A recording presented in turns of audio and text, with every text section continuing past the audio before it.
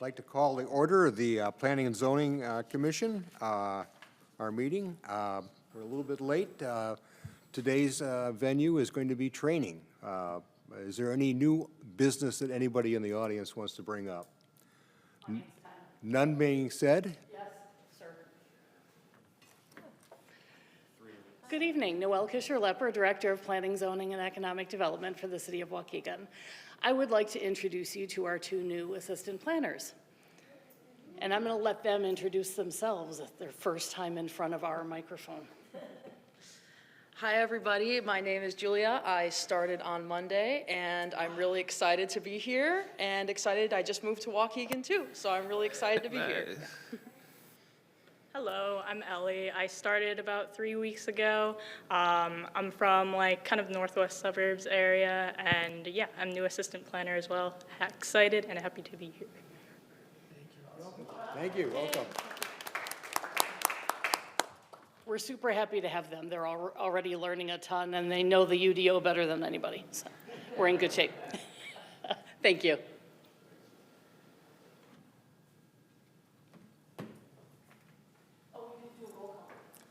Oh, yeah. Tyler, can you take a roll call for us, please? Can you start that?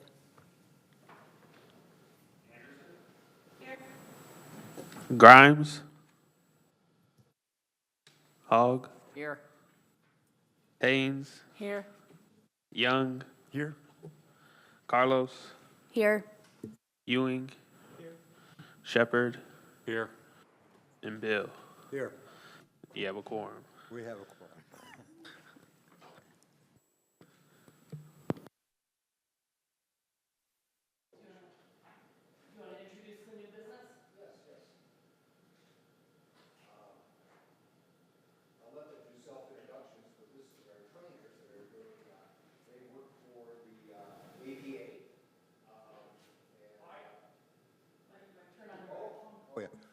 Excuse me, I'll start over. I'd like to introduce our trainers. They belong to the APA Illinois. Let him self-introduce. This is Andy, though. I know him. I used to work with him. That's right. Well, hey, guys. Thank you all so much for having us here. We have to run the Citizen Planner Training. And this is a program by the APA chapter in Illinois. Planning, just like so many other professions, think the American Psychological Association, American Medical Association. There's the American Planning Association. And wonderfully, its national home is right in Chicago, which is very cool. And our chapter, every state has a chapter all around the country. Florida, Georgia, Maryland, Michigan, Texas, Tennessee, they all have chapters. And the Illinois chapter is truly one of the leading chapters in the country with what we do, how we interact with the planning community, the events we do. And one of our key initiatives is this Plan Commissioner Training. And as I talk to planners in the Colorado chapter, do you guys have anything like this? They're like, no, that sounds amazing. So it's really a neat thing that we do. And before I introduce, I'll introduce myself and have Emily introduce herself. We don't get paid for this. Planners support other planners. That's a through line in our career. And when you get into the field, that's just something you take on. And so this is something that we enjoy volunteering for and doing. So with that in mind, again, I'm Andy Cross. I was a city planner in local government for 20 years. And about 5 years ago, entered the private sector, and I'm a consultant with the Lakota Group in Chicago. And I only live up in Kenosha, not too far away, so it was only about a 25-minute drive down here on Sheridan. So that was nice. So very excited to be here. And young ladies, 25 years ago, I was in a third-ring suburb of Minneapolis called Andover, Minnesota. Exactly where you are today, and I remember it like yesterday. I am so excited for you starting out your journey. Emily.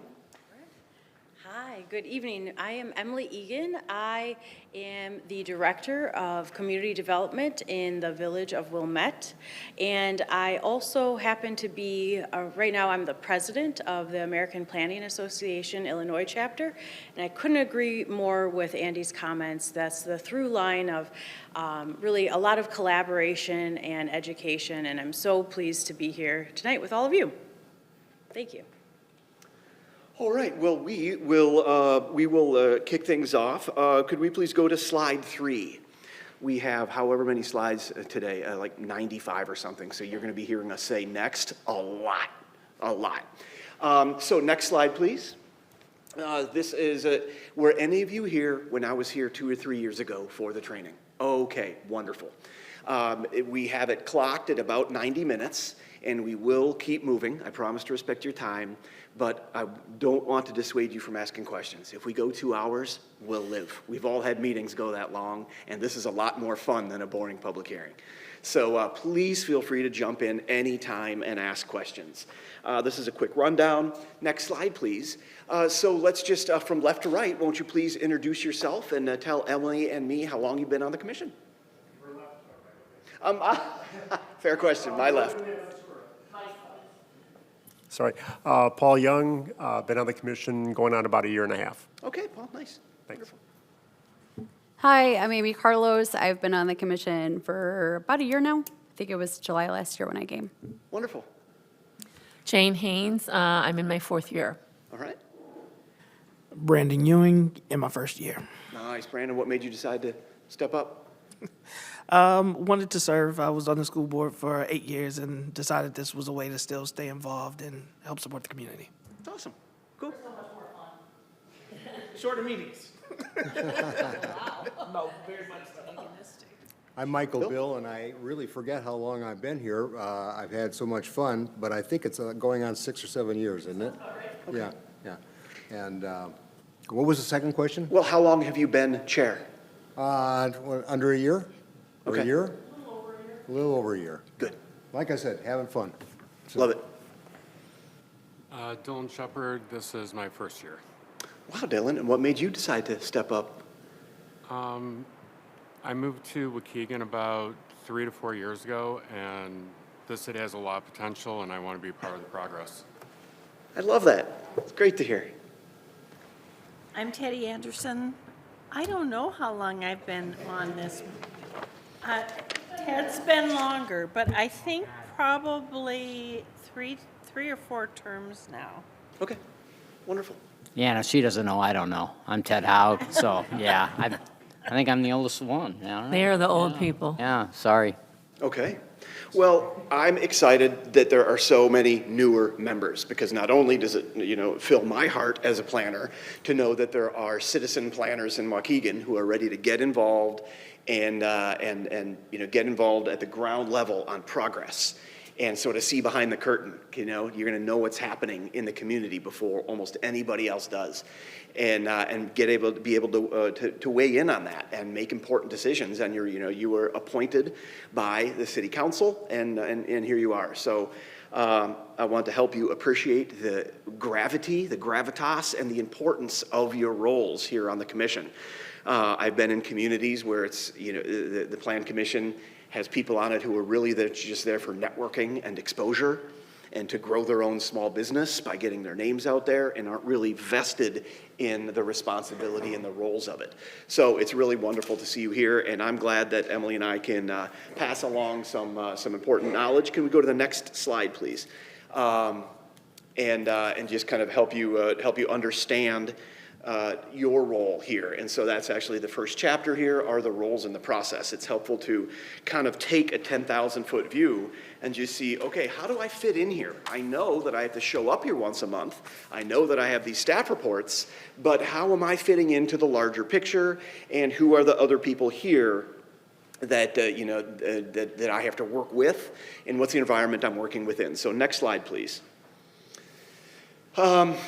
I think it's that second bullet point is something that does fall to you more than many other people, and you are in a position to work with that more than many other people, about having a vision and the character of Waukegan. You know the character of the community, you're invested in it, and so here you get to bring some of that, some of that to bear. So I think that's important to note. And then the third bullet point I think is really helpful. When you travel, or when you're in other communities in the Chicago region, and you find yourself in a place that sort of resonates, they've done a good job here. Think maybe downtown Arlington Heights as a big classic example. Like, they've done a good job here. What is it that they did a good job about? What makes a place special? What is that little sense of, man, this is great. Maybe it's Fort Collins, Colorado. You know, maybe you're in Bozeman. Like, man, this is kind of cool. What makes it that way? And write it down, file it away somewhere, and then bring that to your mindset in your role as a commissioner. Next slide, please. It's important to recognize the difference between elected officials and what you guys do. Think about a city council agenda and everything that's in front of them. They deal with a lot. A lot of it is budget related. That doesn't cross your mind at all, your menu here. You're not dealing with budget. You're not dealing with the price of liquor licenses. You're not dealing with citizen complaints about everything under the blue sky. You can focus on land use and planning, and that's why you're appointed to do it, and the council depends on you and your expertise and your guidance and your recommendations. You're able to hyper-focus on that in a way that elected officials are not. They deal with broader policy more than you do. You know, you have the tools in front of you, the comprehensive plan, the staff report, the zoning code, the UDO, and that's not policy, those are tools, implementable tools. So they'll have more of a higher up policy and they can provide direction to you. And remember, you make recommendations and those won't always get taken. That's okay. If your recommendations to the council are not followed, that is not a black eye to the commission at all. Never, ever feel that way. There are things going on that you just may not know about, or honestly don't have to care about in a way that they do have to care about. So if your recommendations are not accepted, that doesn't mean you're not doing your job. It doesn't mean you suck as a commission. Not at all. That's just the game. Next slide, please. So it's important to have that in mind. So there's the elected officials and there is staff. We do this for a living. We love it. We geek out on it. You all have real jobs in the real world, and you're wonderful in volunteering your time as citizen planners. It is our job to equip you and help you do your job. We are not elected officials, you're appointed officials. You know, we're not on the plan commission. And a lot of times, plan commissioners will say, just tell me how to vote. You know, tell me, what's your recommendation on this? Nope, that is not our role. We are not there to tell you how to vote. We are there to answer every question you have and to give you enough education and background to know what questions to ask and to understand the broad context of applications. I like being able to walk up to the slides and point, but I can't here. Look at the fifth bullet point down, guide applicants and the public regarding codes and hearings. We are, in a lot of ways, the shepherds. And the public, a lot of the time, the public will come to a public hearing. It's their first exposure to local government. You'll hear me say that a few times tonight because it matters in a number of ways in your roles. And so the public really looks to us, be like, what do I do? What do I need to know? And so we help the public out a lot. But we also guide the applicant. Think of a developer who works all over. He works in communities with different codes, different regulations, different characters. And so we are there to help developers and applicants through the process. And we as staff know we've done our jobs right, where after a public hearing that may or maybe didn't go well, after a public hearing, the public says, Planner Cross, thank you very much. You really helped us walk us through the process. We were able to come up and have our voice heard. We didn't get the vote we wanted, but thank you. And then the developer, hey, Andy, thanks a lot. Thank you for walking us through us. You let us know, what the hot buttons were, and, you helped us put our best foot forward. We didn't get the vote we wanted tonight, but you know what, thank you. We felt like we got, we're able to make our case. That's when we did our job right, when we're the middle road and we're helping both people. So just be aware of that. And look at that, the bottom bullet point. This is really important. We are there to explain the request, not advocate for it. It's the applicant who can say, this is the best project you guys are ever gonna get. This property has been vacant for 7 years, and you guys are lucky that I'm here before it, willing to invest money in it. That's the applicant's job. We are there to say it's in the B2 zoning district, and they're asking for relief on parking, and but they're supplying more landscaping than necessary, et cetera, et cetera. That's our job. So it's just important to know that. We're there to explain, and the public can misunderstand that. And the public can say, clearly the planner up there is on their side. Okay.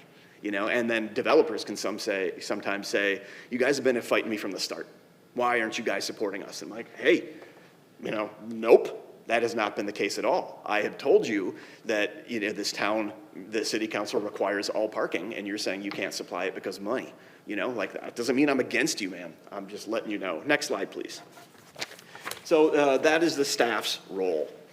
So what can you do to work best with the awesome team here?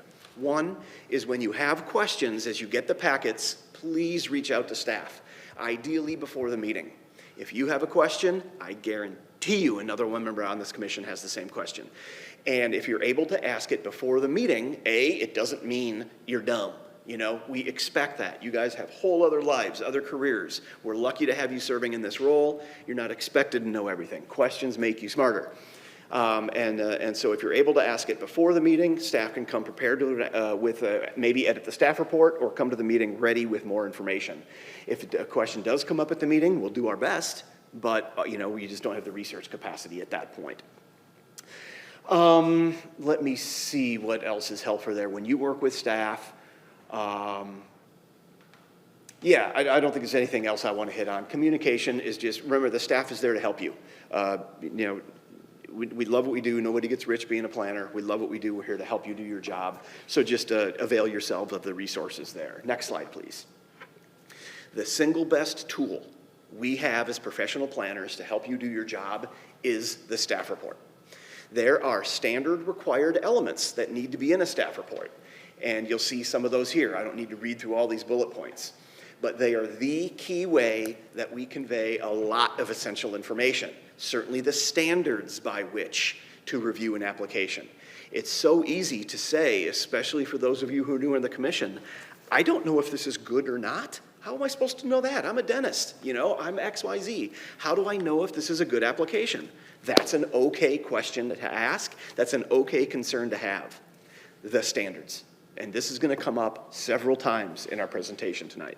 The standards in the code are there to help you decide and evaluate a request. And if you don't feel a standard, if you're not sure a standard is being satisfied, it's okay to say, I'm struggling with standard 6 because the applicant is saying this and I'm not seeing it in the plans. That's okay. Down there at the bottom, comments from other departments. It's so essential to get feedback from the fire department, from the engineers. You know, they're not going to come to a meeting. No, that's not their thing. That's what planners do. But engineers, we need their input. The staff report is how we communicate that to you. A lot of the time, members of the public can't come to meetings because they have real lives. And so they'll say, how come I can't participate? Well, would you please email me and I'll include your email in the packet? Oh, thank you. And so staff reports as attachments may include emails from residents who aren't able to come to a public hearing. And they're part of the public record because they're in the meeting packet. So let me touch on that second to last bullet point. A staff recommendation. A staff recommendation is a slippery slope and can some communities still do it. Some communities still have a recommendation. In my planning career, my recommendation has been, staff has found that the standards are satisfied, as noted in the staff report, and staff recommends that the commission discuss and deliberate on this item and make a vote. That's it. Because here, and this is important, here is the danger zone. If the staff report says staff recommends approval of this application, okay, the plan commission then recommends approval to the city council on it. And the city council, for whatever reasons, again, we don't know the whole picture, they deny it. The applicant who just spent all this money has a staff report written by a professional certified planner that says they recommend approval. And the city council, a bunch of elected officials who are not professional planners, denied it? Based on what? And that can potentially set up for an uncomfortable and expensive litigation, potentially. And so often communities just avoid that potential by saying, no, we're not having a planner say to recommend. We're just not going to do that. So I think that's an important bullet point there. Next slide, please. This is just something to a quick slide here. Just quickly, Noelle, what other boards and commissions does Waukegan have? Of this list, the historic Okay, all right. So it's not particularly often that you're going to get crossover, but sometimes other commissions will be asked to give a voice. And hey, what do you think? And so I think it's worthwhile to be aware of the Historic Preservation Commission and maybe sit in on one of their meetings, or if they record them, watch a recorded meeting, just to get an idea of what's on their radar. Because all knowledge is power when you're a planner. All knowledge is good knowledge when you're a planner. And so if you can have even just a little bit of context in the back of your mind about what the HPC does, the stuff that's on their radar, all of a sudden there might be a connection when there's a new PUD, or apartment development, commercial redevelopment, about, I wonder if there's a tie-in to preservation here. So again, that can only make you better at your job and more comfortable in your job. So consider familiarizing yourself with the Historic Preservation Commission. HPC is also staffed by our department, Sam Waukegan. Oh, right on. Whoa. Yeah, fight the good fight. I ran historic preservation in Highland Park for over a decade. That's a fight. Next slide, please.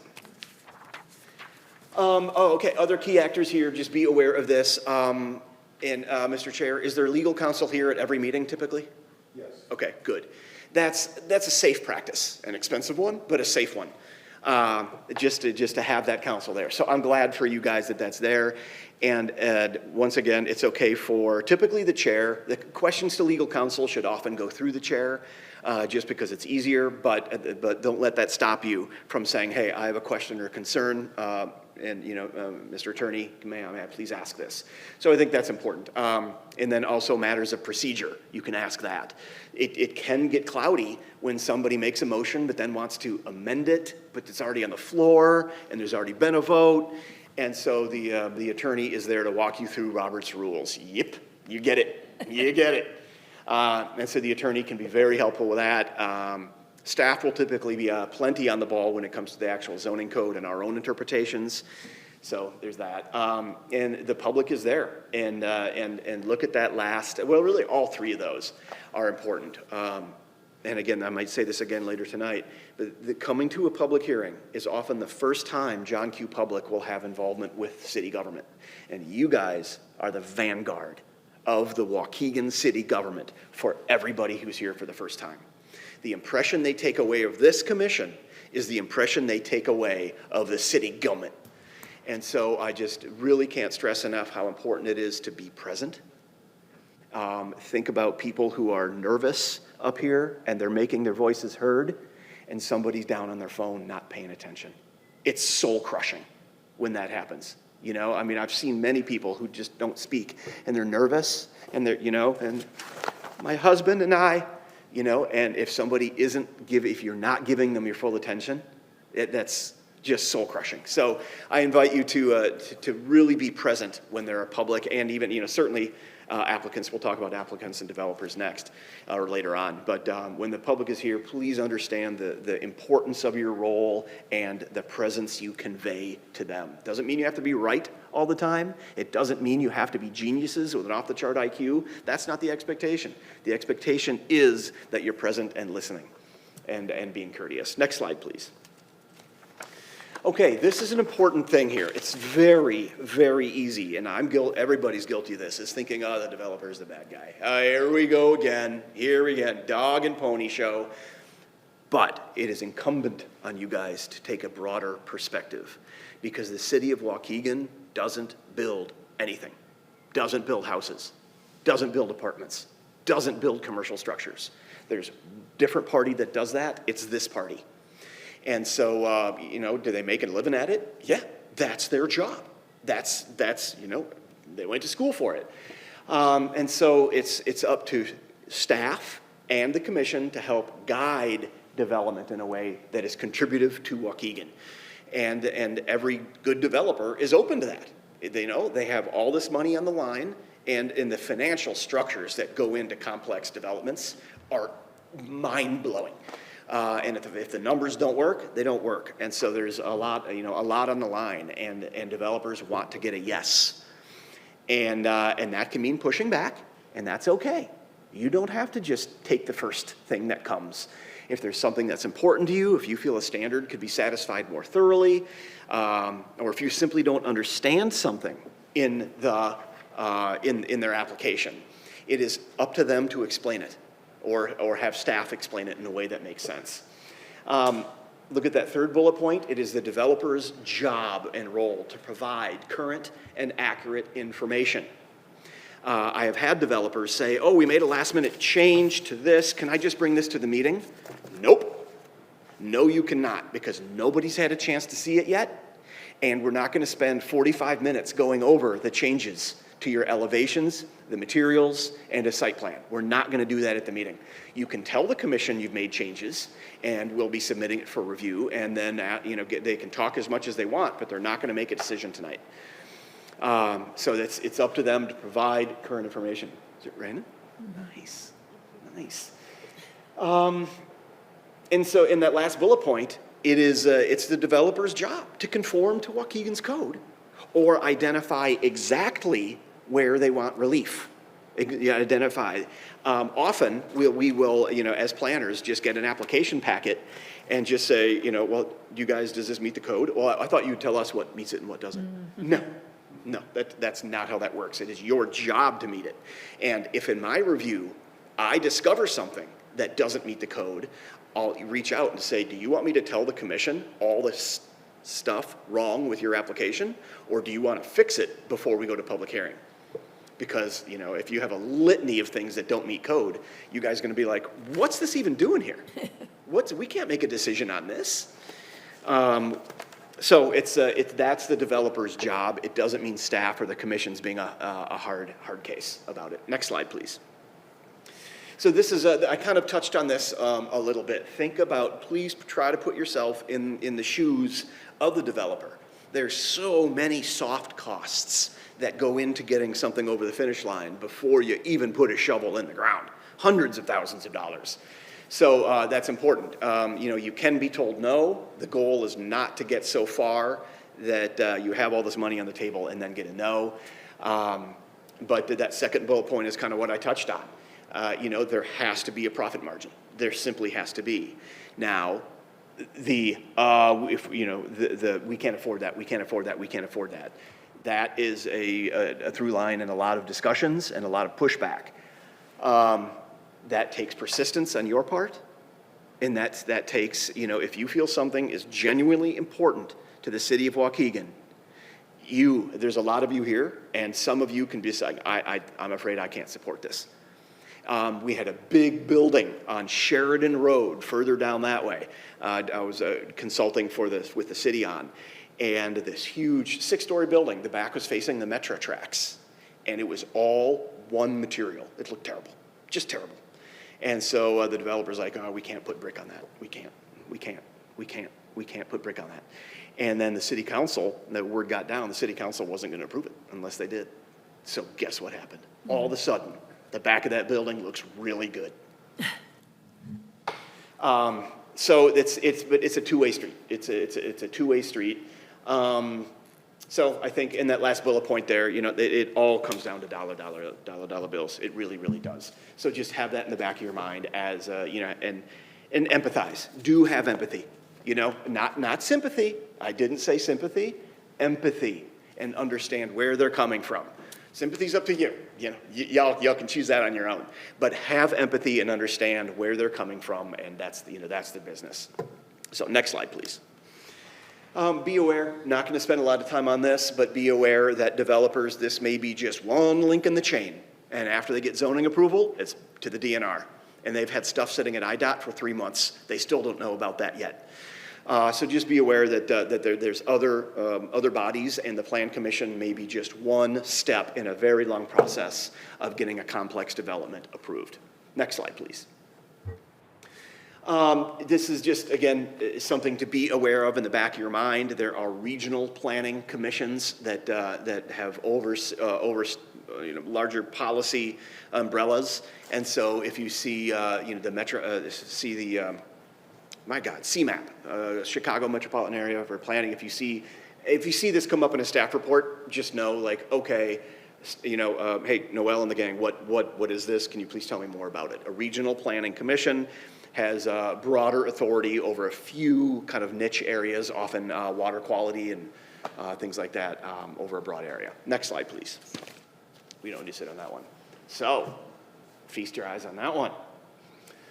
1907, so planning by and large, planning is a fairly new endeavor, but very cool. Next slide, please. If I could, look at that. I was talking about the APA Illinois chapter, and there's value in becoming involved. Think about it. Our state conference every year is one of the best in the country. I will stand by that. And so it's just something to be aware of. And I just found out a few weeks ago, I'm in that picture down at the bottom. How about that? Why are you not circled? Yeah, down at the very bottom, in that wonderful cantaloupe-colored dress shirt. Yeah, I was like, I had no idea. Next slide, please. This is just some summary bullet points here.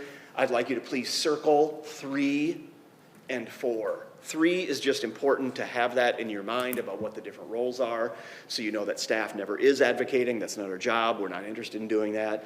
But really, number 4 is just, it gets back to being present and, and really taking your role seriously. So with that next slide, is there anything you'd like to touch on quickly before I sit down and get some water? Okay. Emily. All right, thank you so much. All right, slide. Just know I'm saying please after every time I say slide. So next slide, please. Thank you. Okay, so I'll talk a little bit about responsibilities of the commission. With great power comes great responsibility, as we know. So slide. All right, thank you. I, again, will follow Andy's model, and I'm not going to talk about every bullet point, but just highlight a few that I think are really important, really key, or maybe I have a fun anecdote about a particular bullet point. But looking at the third bullet point under be prepared, visit the site, context is important. I like to talk about this because being prepared can be so unique to you. Yes, read the packet. Yes, be on time. But visiting the site is so important because it helps you understand the project, the adjoining properties, and the neighborhood. And so that's a really important way, but also I find a really fun way to, take the staff report out there, be prepared, and make it your own way of getting to know the project, the material, and your community. So that's really, really great to point out there. Talking about playing an active role, this is so key. And I do want to recognize often the folks that are volunteering their time in addition to the work and the family responsibilities, those are sometimes the most busy people. And so I definitely recognize the challenge that you have all taken on by taking additional work. But that being said, it is so critical to be on time, be available, attend the meetings. I myself have had months of work be in preparation for a meeting, and then lo and behold, the one commissioner that we needed gets sick, and then we don't have a quorum, and it's very challenging. So just really reiterating that, staff will really appreciate that. All right, slide. Okay, more commissioner responsibilities. I do have a story I want to tell very briefly. When I was working in the city of Elmhurst, I had the pleasure of working with the Plan Commissioner Chair, Susan Rose, and she had a great analogy that I always think of when I think of this. You know, oftentimes you're in the room with a very controversial situation, emotions are high, and Susan Rose, the Plan Commissioner Chair, would think of this story of a baseball player. I apologize, I forgot the baseball player's name, but the story is how, in a very tense, high-stakes situation, how do you maintain control of yourself and, the field and the audience? And it's a similar situation. And that baseball player responded with, "I have the ball." And that has always stuck in my mind, Susan Rose's story of really, you have the ball, you are in control, you set the tone of the meeting, you set the pace of the meeting, you're the adult in the room oftentimes, and you really don't forget that you have that ability and that authority to control the pace, you have the ball. The last bullet point there, remain calm, model appropriate behavior for all, so critical that, you know, when you're showing respect and patience and attention, oftentimes that will be the result of others in the room. All right, slide. All right, so more about the commissioner responsibilities, really focus on the meeting itself. When you're in the hearing, what are your responsibilities? Not just showing up and reading the packet ahead of time, but while we're in the meeting, what are some of your responsibilities? I think that the 2 bullet points, the very first 2 bullet points, really, they're related in my mind. So the first one talks about Robert's rules and having structure of your hearing. That's so helpful for everyone involved. Everyone likes structure. They like to know what's coming next. But it relates to the second bullet point because you don't need such structure that it is really with these arcane rules that people don't understand. So those 2 are really interrelated in terms of have enough structure, but understand why you have the structure. Be able to explain it. It doesn't need to be so complex that it doesn't build that faith in the, from the community that's attending the meeting. Please. May I draw your attention to the 4th bullet point down? Avoid debates. May I? Please. Members of the public will ask a question, and they'll want you to answer it right now because they're up here, and then they're getting 3 minutes. And the chairman can step in and say, well, we'll answer all questions at the same time. So don't get drawn into, if it's a simple yes or no, okay, you can be polite. You don't have to give somebody the silent treatment.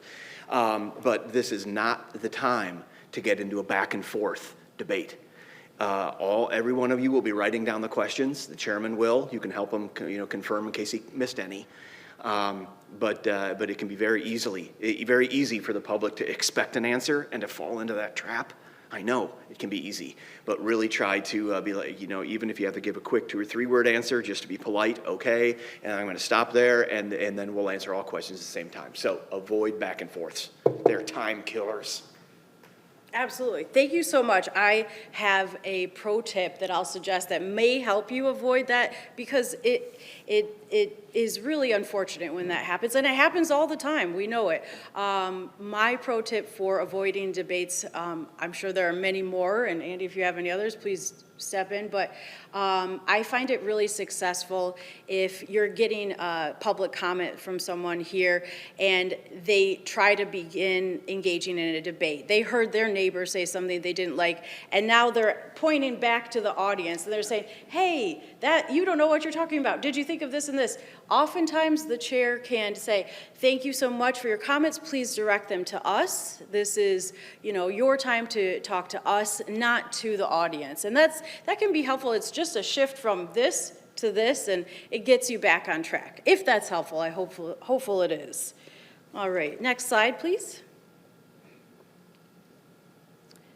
All right, so this is a little bit more about your responsibilities in the meeting and the standards. How are you doing the work relative to the standards for your particular case?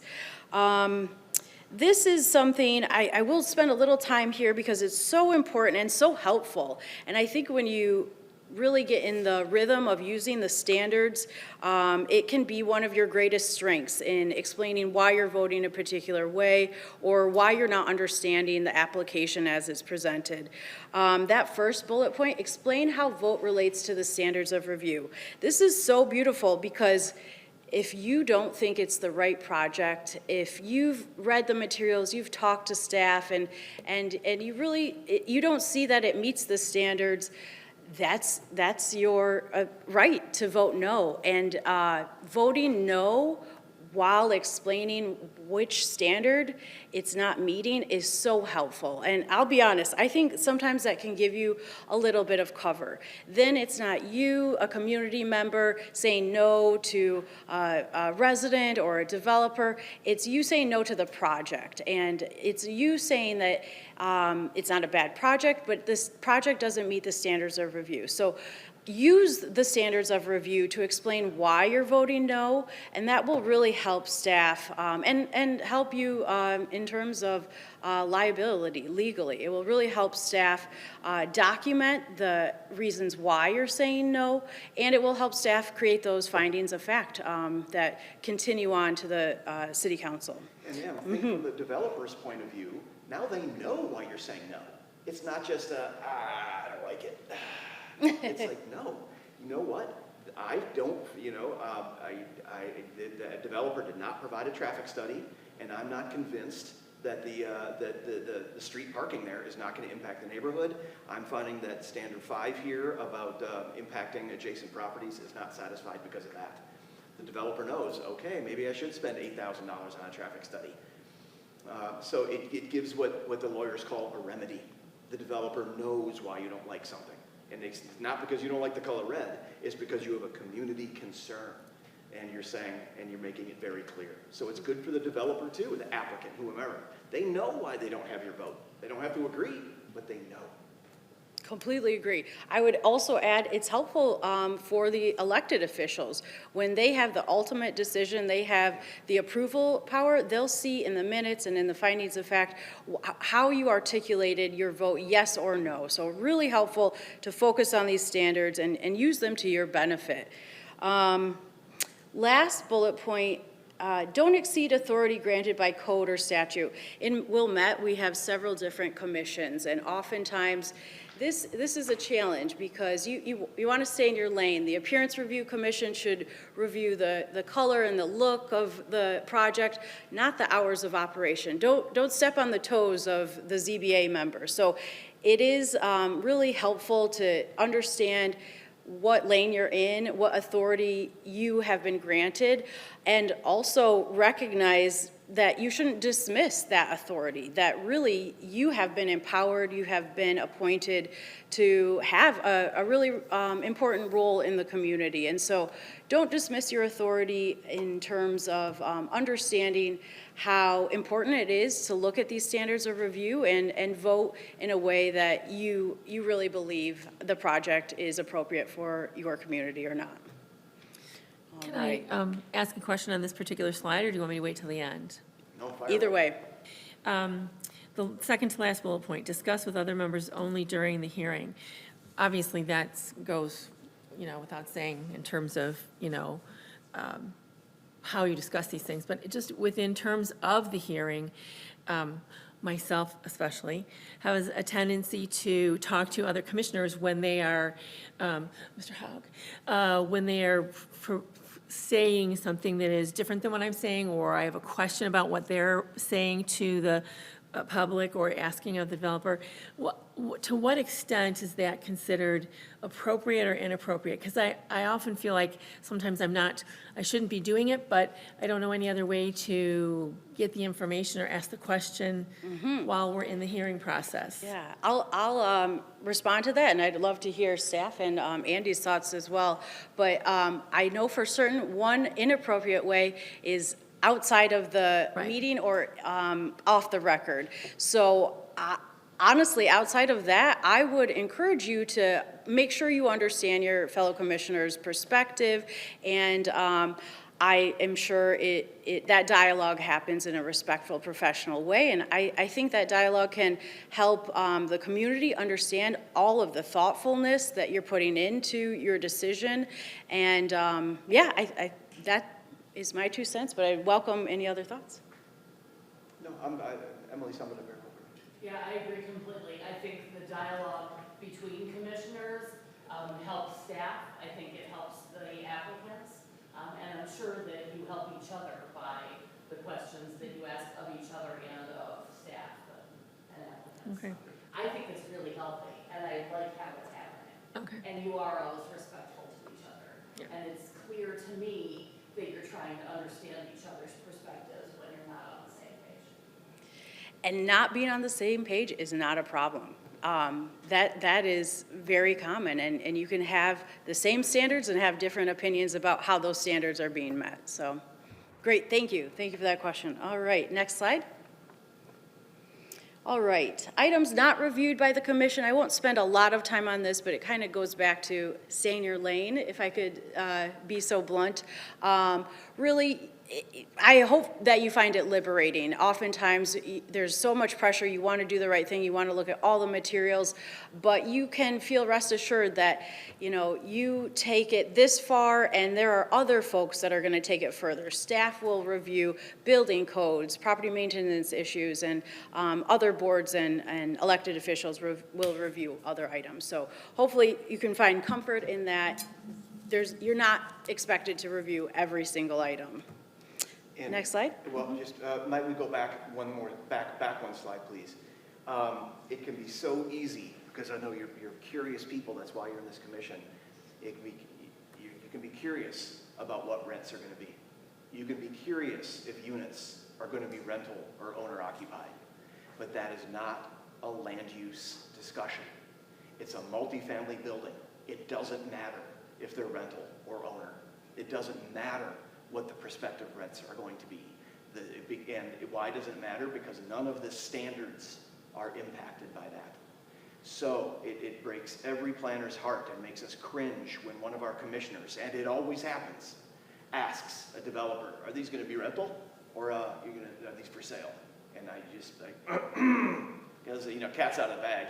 Can't put toothpaste back in the tube. It's already been said. But the discussion after the meeting with that commissioner is that is not an appropriate question, because that is not a land use consideration. Traffic, noise, landscaping, building height, building appearance, those are all fair game.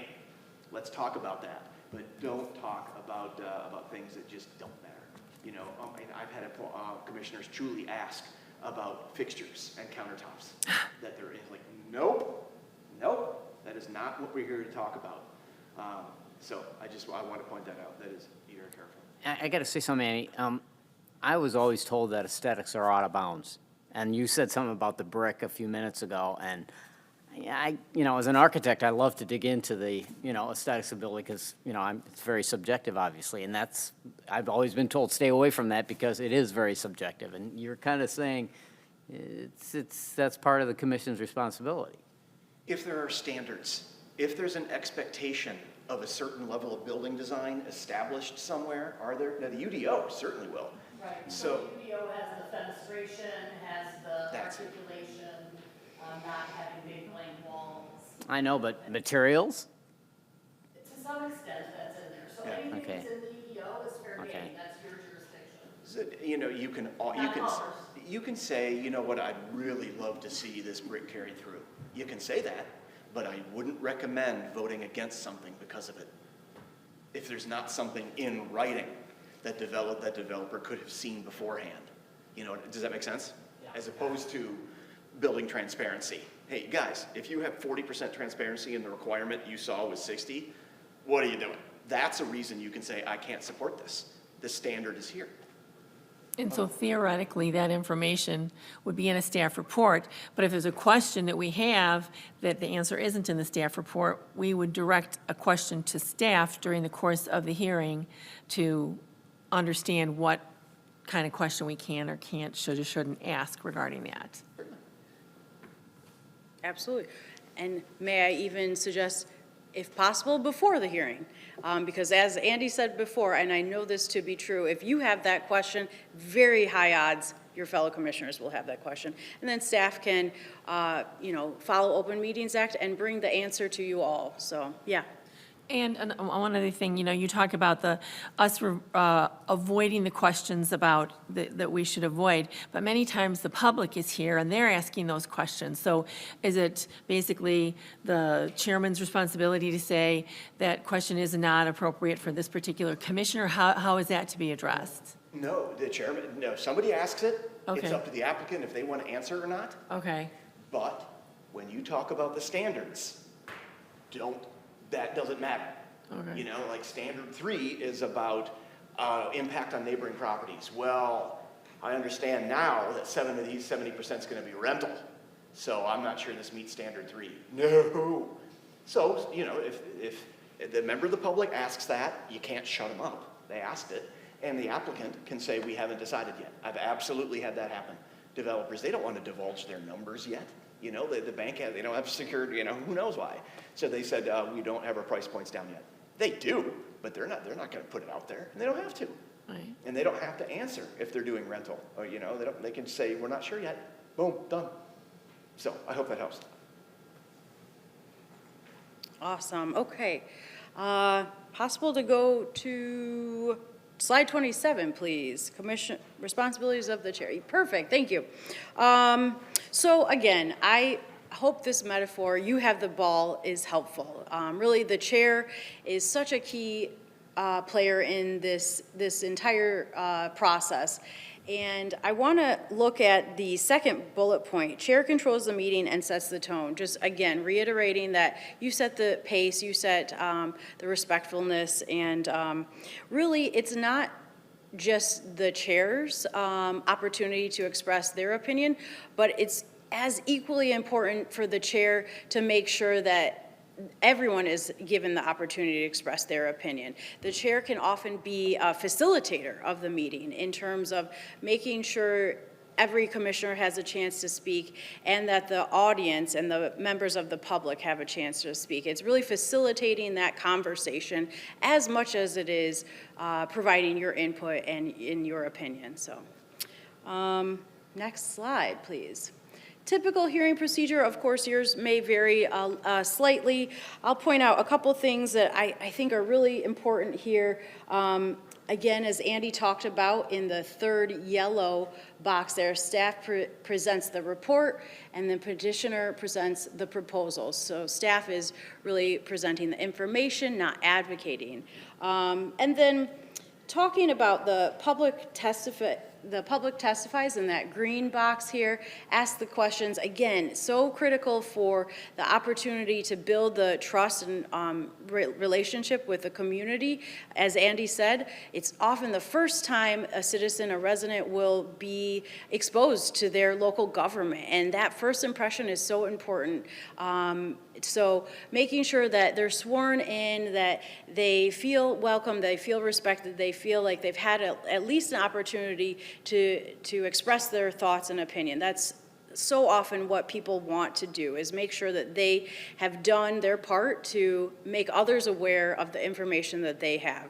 So focus on that quality engagement with the public, swear them in, give them an opportunity to talk. Make sure you pause for a second. Sometimes that's so hard to do with a lot of conversation. Take just a brief pause and make sure there wasn't someone in the audience that was like a little tentative. I do want to make a public comment, but so often just a brief pause can feel like a very long time, but for someone speaking to you all for the very first time, that gives them that extra opportunity to come up and provide their input.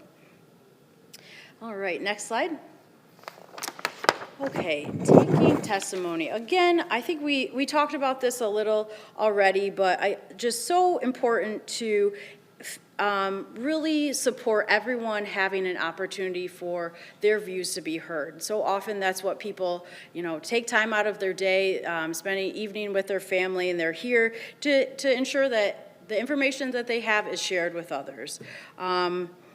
I also want to talk about, this is not just about providing that opportunity, but it is about providing a little bit of education on the process and how folks can begin to understand that this is just one step of many different processes, and it's so helpful to explain, this is what has occurred tonight, this is our recommendation, the next step will be on X date with X governmental body. So I find that to be so successful in building faith with the community in the transparency of their local government, to explain not just the meeting tonight, but the whole process and how they could really follow along and continue to engage in their community. Last slide here, number of people for last bullet point rather. Number of people for or against the application is not criteria for decision. This is not a popularity contest, if it's helpful to phrase it or think of it that way. And I often say that to the public, that simply does not know that that is the case. When there are so many people showing up in support or against an application, some folks may think that it is going to really weigh the decision. And so taking that time to, as staff or at the meeting to explain, it's not a popularity contest. The public doesn't have a veto vote, that they have a right to be heard and give input. But again, it's not subjective popularity. It is focused on the standards, and there is a clear process. So hopefully having those things in mind is helpful. And may I ask a question? Mr. Chair, do you have a 3-minute rule, a limit on testimony? Good, because that is good to have. It's legal. It's totally legal, as long as you announce it at the beginning, people come in with that expectation, and people are typically pretty good about following it. Some people just don't, and it's really tough to shut people up. It's really hard to do that. But just be as rigorous as you can about 3 minutes and being consistent. And no, somebody cannot give their 3 minutes to somebody else. That's not how that works. Andy, we run across quite a bit where we have people that, audience commenting and stuff like that. They have the same story. Yeah. So what we usually try to say is, if you have the same position of either approval or disapproval of it, could you sit together and maybe come up with a chairperson that's common? Because sometimes we get debated. We had an airport golf thing that was really out of this world, and we had a lot of feedback from the neighboring community, Beach Park. Sure. So we had to consider not only Waukegan, but also the Park District and our neighbors. We got to be good neighbors too. So there's different things like that, but we try to isolate it and get it to the point of being a commonality of comments, as though we don't have somebody telling the same story all the time. Yeah, and you can just be frank, be very honest and say, hey, please don't repeat something. If somebody's already said something, please come up and just say you agree, that's fine. But nobody, and you can just say, nobody wants to be here until 10:30. Nobody. Midnight. And so let's keep this moving. That's just reality. And so if you agree with somebody, please feel free to let us know that, but there's no need to repeat things that have already been said. None. And keep a 3-minute timer on your phone, or look at that. Yeah, the mayor of Highland Park, an incredibly smart woman, and strong. She would have a 3-minute timer on her iPhone that was loud, and she would hold it up to the microphone, and it would just drown out people. Okay, thank you, and then she'd hold it closer, and Mig's like, no, done, because again, the council has a lot of other things to look at. They don't want to be there till 11. So just keep in mind that it's perfectly legal and enforceable as long as you're consistent and super transparent about it at the beginning. All right, next slide, please. All right, so a brief summary slide. I think I'll focus really on item number 4, looking at the standards as your friend, and finding ways to articulate which standard is really helping you vote for or against, and your attorney and your staff will appreciate the more you reference your decision to the standards.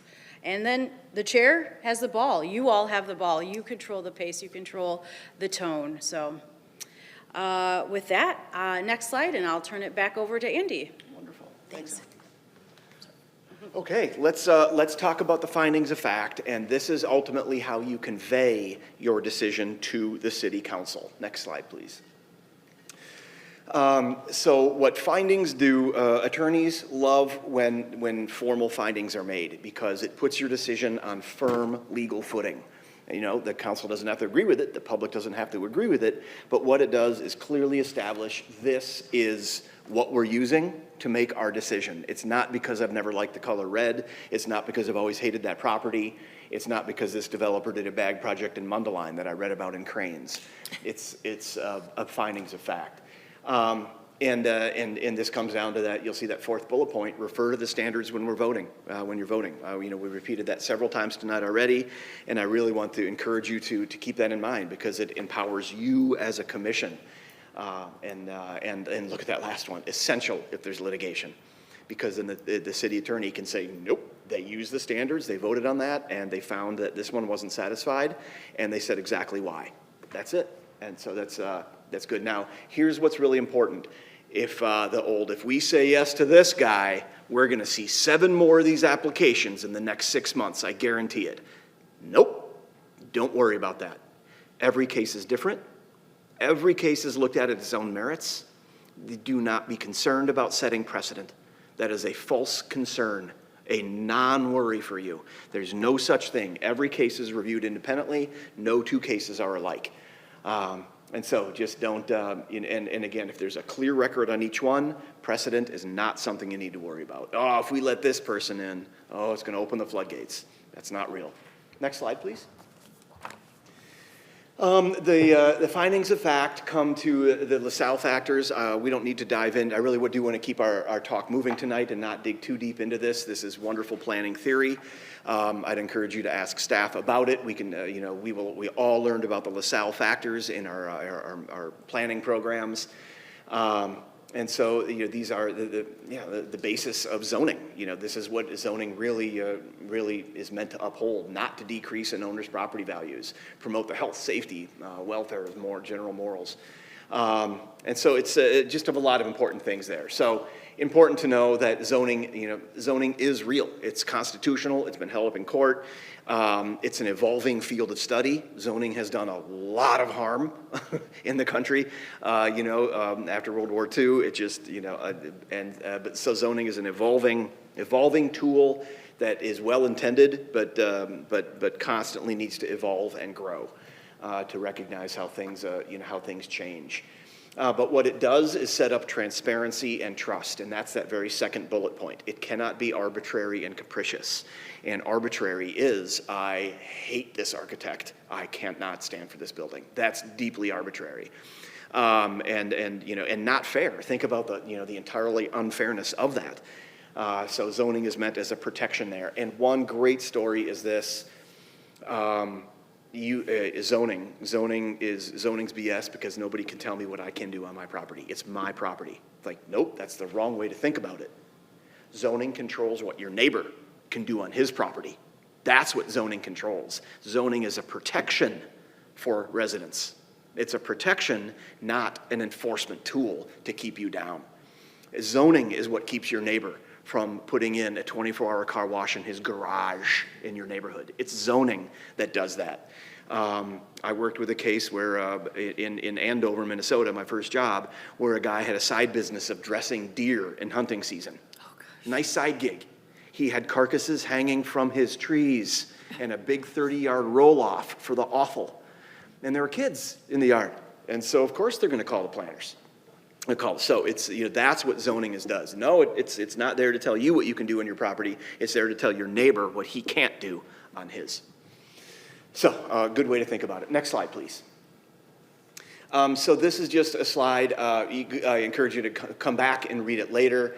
But this is really the village of Euclid, one of the foundational cases of zoning. The term Euclidean zoning is based on this case. And it has to do with separation of uses, because that's when, I think I'm paraphrasing it, but a pig rendering plant or a leather plant wanted to build next to an established neighborhood. And it's like, well, no, everybody that entire neighborhood, not only will they be miserable, but they'll never be able to sell their houses. Their property values will go. That doesn't help the village of Euclid. That functionally harms the village. And so we are going to put these regulations in place so that can't happen. So that gets to the core of what zoning does. Next slide, please. These are some tools. Do we call them special uses or conditional uses? Okay, C for conditional. Conditional uses are a very powerful tool, and you'll see them come before you. If a use is in a zoning district is permitted, okay, you can do it. You guys will never see it. A nail salon downtown, you'll never see it. If a land use is conditional, it signals, no, the city is open to this. It is allowed, but we want to have a talk with you about your land use to make sure there are not negative externalities. That's a planning term. Negative impacts on neighbors. We want to make sure, we want your business here, we want this land use in Waukegan, but we want to have a talk about the potential for harm to other properties and make sure how we can work through that to make sure it doesn't happen. There are some wonderful examples. Veterinarians' offices, are often conditional because, okay, what one person's dream vet business is very different from another one. Are you going to have boarding? Are you going to have, doggy daycare there? Tell me about your vet care business. What's going to happen there? And so, veterinarians' offices can go in strip malls now. Didn't used to be that way, but all the technology is much smaller. And not every vet office is going to do surgeries, so they don't need as much parking as somebody who's going to, pickups and drop-offs. So conditional uses, it's really about that third one down, mitigating potential negative impacts. It's a discussion about that. And they're very powerful. Think about, when a condition is put in place, that applicant has to follow that condition. Or the city council can take back that conditional use permit. The legal term for it evades me right now, but revoked. That conditional use permit can be revoked. One example that's helpful to understand, a landscaping business is a conditional land use, and it's going next to a residential neighborhood, and they do snow plowing too. Okay, you're right next to residences. You can be here, but you cannot fire up your equipment before 7 a.m. You can't. And think in the winter, they're getting their plow trucks out there when it's still dark, 4:35 a.m. No, you can't do that. And so if the applicant agrees to those conditions, they go into the ordinance that's approved by city council. And if there are repeated violations, worst case scenario, the city council can revoke that CUP and that business can no longer operate. So it's a powerful tool. Now those conditions need to be related to the land use. They can't be just bogus. And so as long as there's a nexus between the conditions and the operation, those are very real. Consider and often staff will recommend conditions. We've been working with the applicant. We know this, for 2 months before it gets here. We know the operation inside and out. We know the neighborhood. And we deal, not the two newbies, but people have been doing this for a while. We deal with potential negative things that nobody saw coming. Like, oh my gosh, you know what? Before we even think about this doggy daycare, we need to know what you're going to do with all the duty. It can't just go in an open garbage can, because it reeks, and when is playtime, when is that? And so we were able to get in front of some potential nuisances and put those in the staff report for your consideration. The staff report will say the commission may consider a condition relating to XYZ. So next slide, please. Variations are oft misunderstood. One of the most misunderstood things in codes. And too often the public will just say, oh, well, it says no, I'll just get a variation for it. No, they don't work like that. Variations, they're meant to honor the spirit of the code, but acknowledge certain circumstances. There are very difficult circumstances. And let me see. Okay, look at that. I have two great things to pass along here. One, that very bottom one, use variation. Oh, you mean I can't put a dry cleaning shop here because it's not allowed by code? No, this is a business district. This is an office district. We don't do services like that. There's plenty of other areas. Well, no, I want to go here. It's 2 minutes from my house. Can I get a variation? No variations for land use. You can't get a variation to allow a land use. Can I get a variation to put in a 24-hour car wash in my residential neighborhood? No. Oh my God. Again in Andover, crazy semi-rural Minnesota, a guy got a fire sale deal on car painting equipment because a business went out of business and he bought it, and he wanted to put a car painting operation in his garage in a subdivision because he had a big garage. Can you imagine the fumes, the lines of cars, everything? So it's like, no, this is not a business district. There are no variations to allow you to do that. No, to go to another part of Waukegan that is zoned for that and where that makes sense. You got a hardship is a very clear standard for a variation. Is there a separate zoning board here? No, it's combined. Okay, so it is up to the property owner to demonstrate a clear hardship. There are very clear standards in your code, very clear standards for what constitutes a hardship and how to evaluate a variation. And don't feel like you have to just grant them.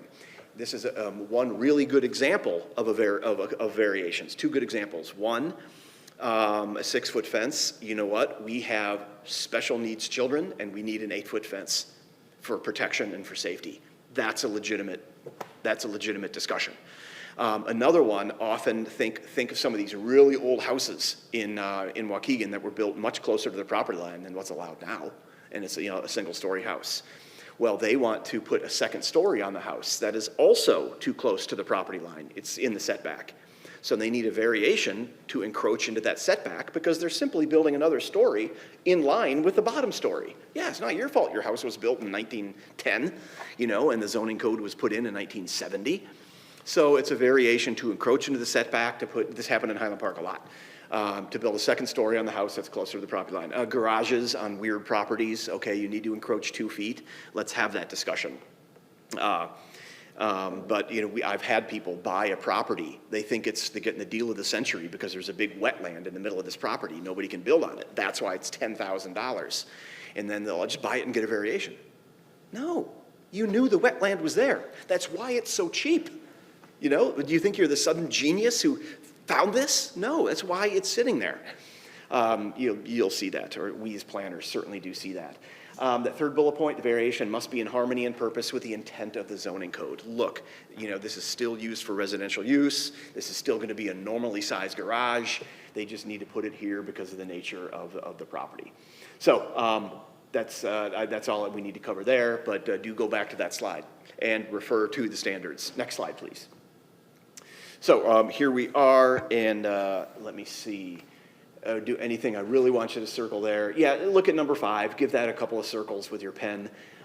Think about practical hardship, not, oh my gosh, my kid really wants their Barbie house in the backyard, and we need to put a cement slab down in the setback. Can we please get a variation for that? That is not a hardship. That's just a wish. So just be focused on that. So those are the key things I wanted to hit on for findings of fact. Next slide, please. Is this you or me? Next one, please. I guess it's right here. My best friend. There we go. Okay. All right. Tag I'm in. Okay. The fine print, the details. I will move quickly, but if you do have questions, if I'm moving too quickly, just feel free to interrupt. But in the interest of time, I'll try to move quickly. Next slide, please. Ex parte communications. Okay. I want to admit that this is a challenge. You all are members of the community, and you are just trying to get a gallon of milk at the grocery store, and then all of a sudden someone wants to talk to you about a public hearing that's coming up. This is hard. I really recognize that.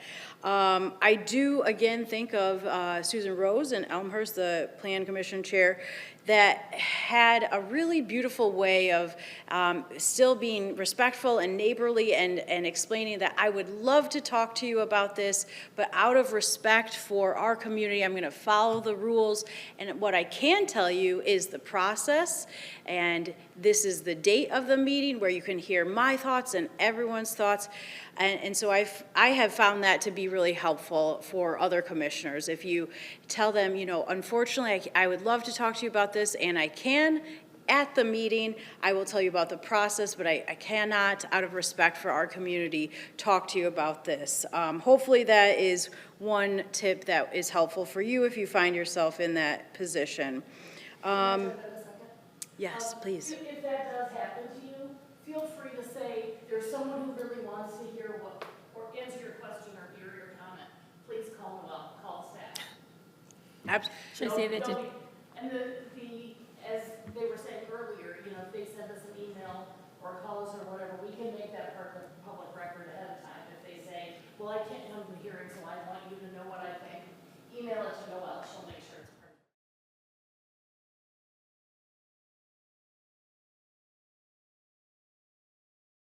Absolutely. Staff is, any questions, I am sure you can pivot. If you have any uncertainty, you can pivot very easily and use staff as your support. That is why they're here.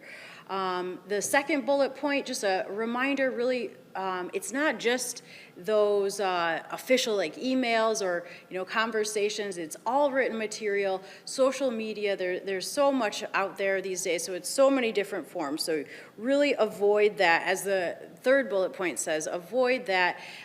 This could really put your commission and the ultimate project in liability and invalidate that final decision. So definitely key stuff. And again, lean on staff. They are here to support you. You want to make sure that you are all continue to be seen in great light. So next slide, please. Ethics. This is a great one.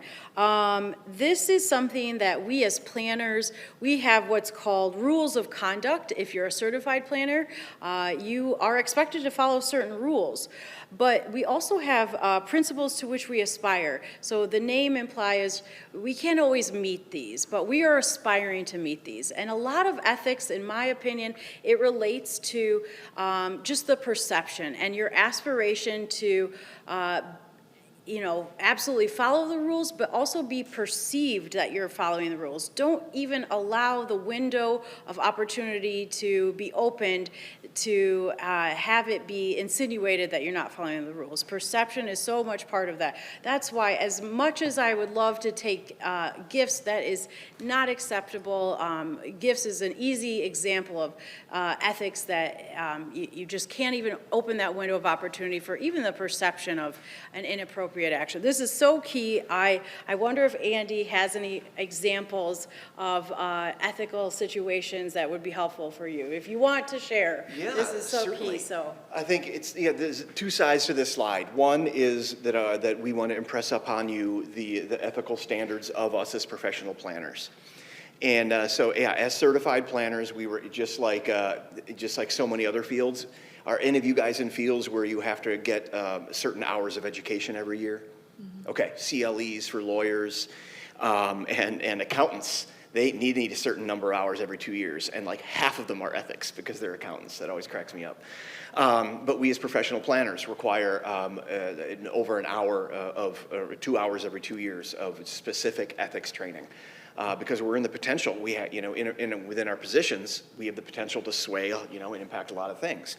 But, the core mission of what we do is anathema to that. So that's a big part of what we do. And on your side of the dais, it has, as Emily said, a lot to do with perception. And, we're going to talk about ex parte communications, talking to people outside of the meeting. Just don't. Because, it takes a minute to shatter a wall of trust and a lifetime to build it back, once it's gone. So just be very aware that in certain situations you'll be under microscopes, and just stay on the higher ground. Several over my career, but my big experience with ethics is I helped a high-end men's clothing store come into Highland Park, and just thrilled to have them there. They were great. And the guy was a clothier. He didn't know about the sign code, didn't know anything, so I really held their hand a lot. And I went to the grand opening, said hi, didn't even have a glass of wine. That's how ethical I am. But then I found out the next day that my business card had been drawn out of the bucket for a free fitted men's shirt. And I didn't put a business card in the bucket. It's probably a $300 fitted shirt. And I was like, guys, I can't accept this. And of course, I told my boss right away, put it in an email. These things happen, and it was best of intentions, but I'm like, no, I can't do that. So it happens, it's real. Know that we as planners in our profession hold ourselves to a very high ethical standard. thank you so much. I knew he would have a great story for that. Thank you. Fitted shirt, that I haven't heard before. Okay, next slide, please. Can I ask a question before you move on? Absolutely. Thanks, Ally. Yeah. Or not Ally, I'm sorry, Emily, right? Yeah. Really high level, just one example. I think the fifth bullet down on our sheet under the ethics says limit specified gifts in certain political activities. Can you give me an example of what a certain political activity might be?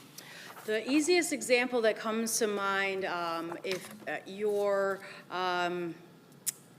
looking to support an elected official and you're talking about that at a public hearing, of course, I can't imagine that happening, but that's the clearest example of a political activity. Love to hear other more common examples. If it's a case like that, I prefer that you don't wear your buttons and things to the commission meetings.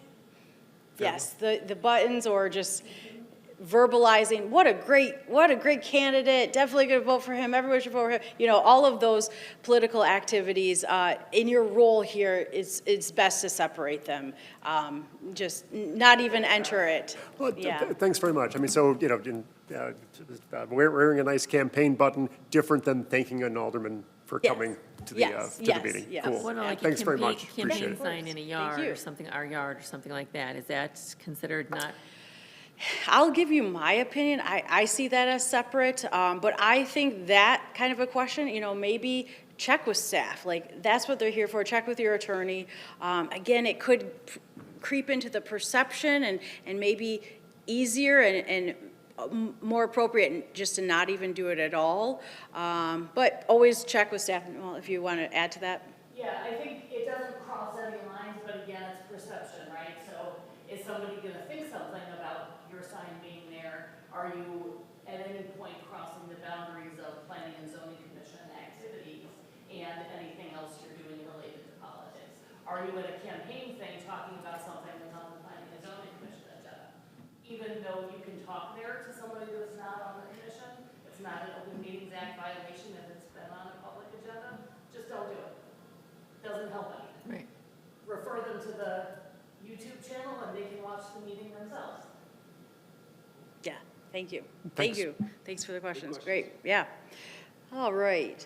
So moving to conflicts of interest, there are so many different, and what's the level and when does the conflict of interest raise to the level of informing staff, informing the attorney, recusing yourself even? So clearly, having a business or financial relationship with the applicant or the client or customer, that is certainly a conflict of interest. You're financially going to benefit off of that. Having a financial interest on the project, business partner or applicant of the property, again, that's really clear. So it's more in the appearance of impropriety. That's more when you, as the next slide, actually, can we just go to the next slide? We'll look at this, you know, how those different levels of conflicts of interest, you should either recuse yourself or disclose publicly and to staff, those different tiers. So if you, for example, are a member of a faith-based organization and they're doing an addition and need a variation, that would be a scenario where you disclose that. We just had a situation in Wilmette where a church was seeking a variation and the chair of the Zoning Board of Appeals was a member. But that chair, she did not benefit financially. She was simply a member, and so in that scenario, she disclosed that she was a member of this, that she believed she could be impartial and despite that membership with that, but out of respect for the community, again, that perception, if she had not disclosed that, that's when that perception is easier to take toll on the case and have a story of its own. But disclosing it, getting it out into the open air, being very open and honest with it, that's a good way to get on the record and ensure that you're following the right process. So. Did I see anything to add? Go ahead. Yes, may I? Go ahead. It can feel awkward, especially as new commissioners. Oh, crap, there might be a conflict. So I really want to hammer home with you that speaking to staff is your first step. So I'm just going to start there. Speaking to staff and having a concern about a conflict of interest does not make you a bad commissioner. It's not a black eye. The opposite. It makes you good at your job. To say, I might have a conflict of interest. I'm going to call Noel. This is on my mind. It's good. It doesn't mean that you might be taken off the commission. It shows your strength and your commitment to being on the commission. And the root of it, you can go back, you just look back at the previous slide in your printout there, put a dollar sign there. Because it really comes down to money. Do you stand to benefit financially in any way? That is the core of a conflict of interest, and it's simply a recusal. I do have one great story that only happened 5 or 6 months ago in a Wisconsin community that I'm a planner for. A commercial operation was in for a conditional use permit, and if they got it, they were going to buy the property and develop their business. the realtor with the listing on that property is on the plan commission. That is a conflict of interest. And he let us know right away, you know, but it was like, is this a conflict of interest? We're like, yeah, yeah. Because, you know, it's a direct. He's the realtor who would stand to make a nice juicy commission if they get this CUP. So that's a conflict of interest. And, you know, it all ended fine. He left the room during the discussion and came back after. All fine. So it happens. It happens, and it's okay. The thing that I would add to that is, if you don't realize that there's maybe something until you're sitting in the room and somebody's here about something, Michael's usually up there. Lean over to Michael, the attorney, and get his opinion on it on the dais. He'll give you his opinion. He'll give you good guidance on what to do. Excellent, yeah. And I'll just really quickly, you know, when there is that real conflict of interest, you're going to recuse yourself, you're not going to be at the dais. We suggest you just don't even attend the meeting at all. Sometimes your attendance in the meeting, you know, even unintentionally, you're giving facial expressions, or, you know, there could be, you know, maybe cues that the members of the audience believe that you're giving to your fellow commissioners. So when you're recusing yourself, that's your night off. You can just stay home and catch up with staff later. So next slide, please. So I think we went over, in fact, my example is in this as well, but yes, so these are scenarios when you are not in a situation where you would recuse yourself and there's a conflict of interest. Yeah, that third bullet point is very real. You know, a nephew will come before the commission with a CUP for a new business. Disclose, this is my nephew, but I'm not an investor. You know, I have no financial involvement at all, but I want to disclose that I'm a blood relation, but I still feel I can be objective in this application. Happens all the time in small towns. All right, next slide, please.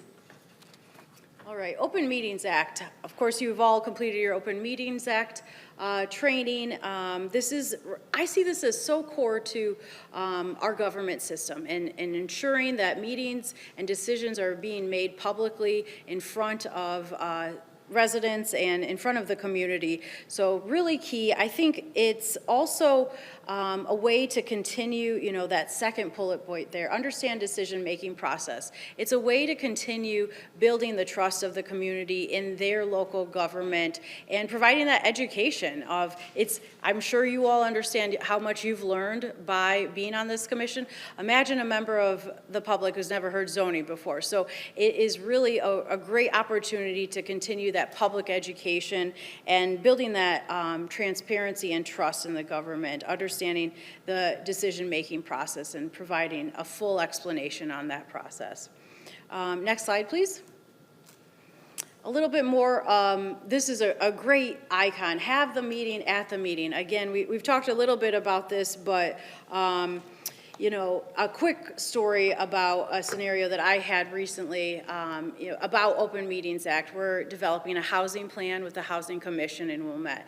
And when talking about public engagement events, we were, you know, thinking of the more traditional public engagement events like a panel discussion. So have some experts on the panel and they'll provide information to the public. Great idea. And then we thought this was, you know, a wonderful idea to have more of a dialogue than just a panel talking to the community. And so we said, we'll have it be with the Housing Commission. So we'll have a Housing Commission panel discussion. Then I realized why that's not a very common public engagement activity, because now we have a public meeting that has to follow Open Meetings Act, and that more spontaneous, fun public engagement component has to follow Robert's rules. It has to take a motion to adjourn. But despite that additional component of following the Open Meetings Act with the public, it's really an opportunity despite the additional work that it may take for staff, it's really an opportunity to get a very clear process that's repeatable, that's predictable, that's consistent. You're following the Open Meetings Act, you're having the meeting at the meeting. So quick story, you know, it may be additional work and it take a little bit more time, but really following these rules are definitely worth it. So Next slide, please. This is, again, maybe just a summary slide of the previous ones. I would draw your attention to two. Yeah, as Andy said, you know, be careful when gathering a majority of a quorum. If you're not in the public hearing, just don't do it. Just be safe, don't do it. So have the meeting at the meeting, as the icon said. And next slide, please. A pause, questions, discussion. Anything that we went too fast on or that you have questions about?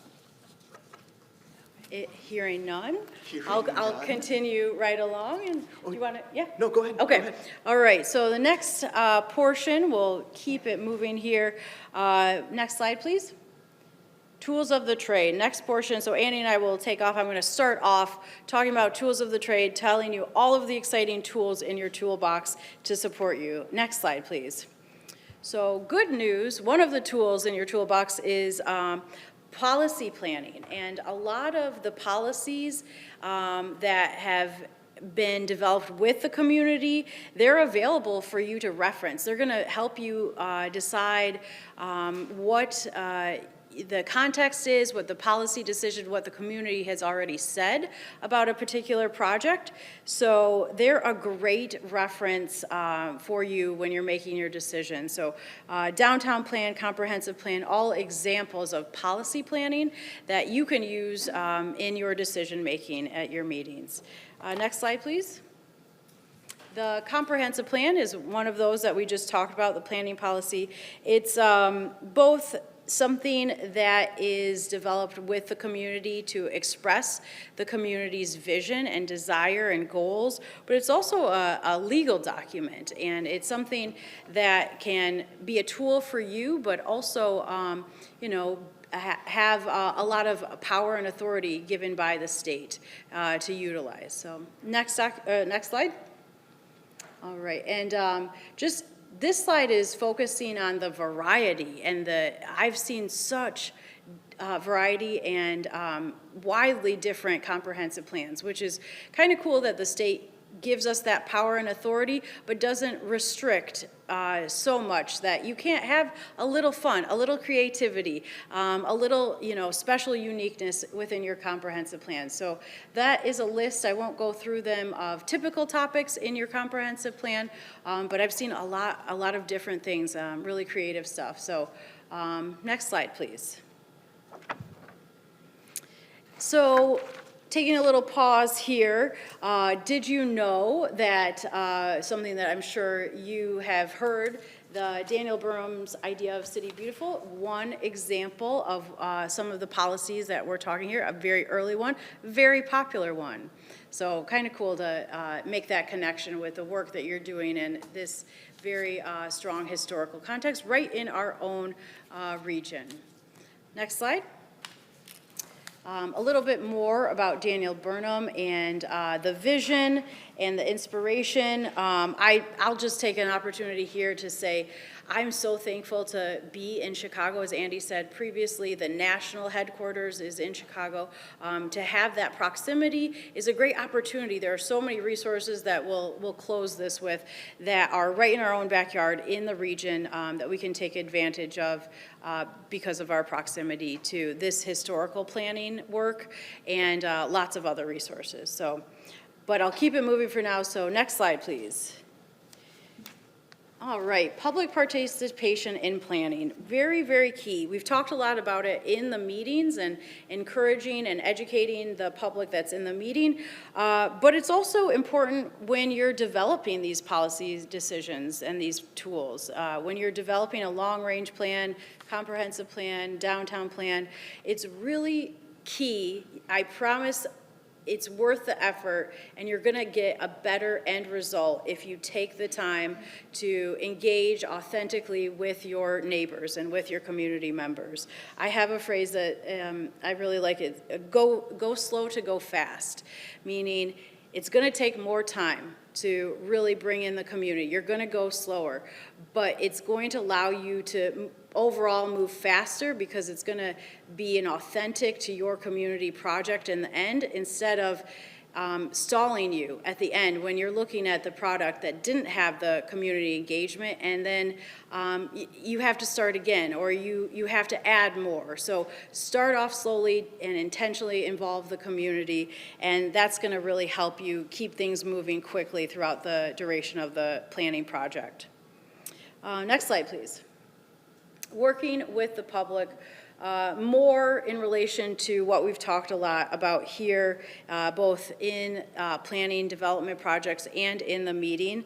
I'll focus on bullet point number 2, work for maximum turnout, don't expect it. We had recently a great open house for our historic preservation plan in Wilmette. During a thunderstorm warning. So we had 5 residents come out. We had, staff was rather happy because we had so many snacks that they got to eat the next day. But, you know, we plan for maximum turnout, we don't expect it, and that's not a failure. It's a success that you planned for it, you intended it, and you just keep on moving. So a lot of great stuff here, but I will move to the next slide, please. Oh, this is a great one. Who are your neighbors? Who are we talking about when we're talking about working with the public? There are some examples here, but what I like to mention is CMAP, the regional planning agency that Andy talked about earlier. They have a great resource, the community snapshot. So I'm sure staff can help you get access to that, but they provide this tool called a community snapshot that is just that. It's a snapshot of your community. So it's focused strictly on Waukegan and all the communities that CMAP serves, and it will tell you about the demographics, it will tell you about the buildings, it will tell you about the age of structures, so much great information there, and all of that data kind of helps you build a picture of who is your community, who are these people that we're talking about engaging and working with. So that's one resource that I recommend. Next slide. I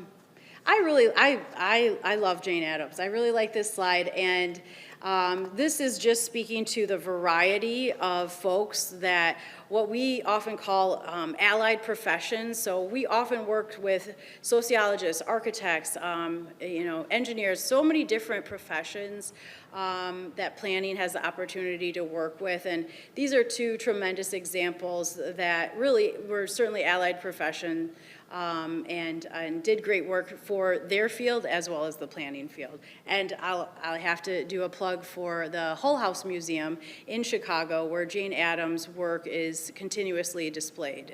Great, if you ever get the opportunity, I recommend it. So I thought maybe you were speaking just to Waukegan on that issue. Oh, yes. Arboe and Park. Yes. I would like to learn more about that. You got to fill me in. That was where she had her summer camps for her homes. I got it. Oh, okay. Okay, thank you. Down the way. I think I did. Yes, thank you. Thank you. That. Yes. Then let's pretend I was speaking to that. Thank you. Thought I. Exactly. I love it. Thank you. Yes. Thank you. Right. Next slide, please. And plan implementation. So I will just briefly talk about this. I used to have this expression, you do all of this work to develop a plan, you engage the community, you bring in best practices and great ideas, and you get it to the elected officials, and they say, yes, we're going to adopt it. And I used to so often say, as soon as the plan is adopted, that's where the real work begins in the implementation of the plan.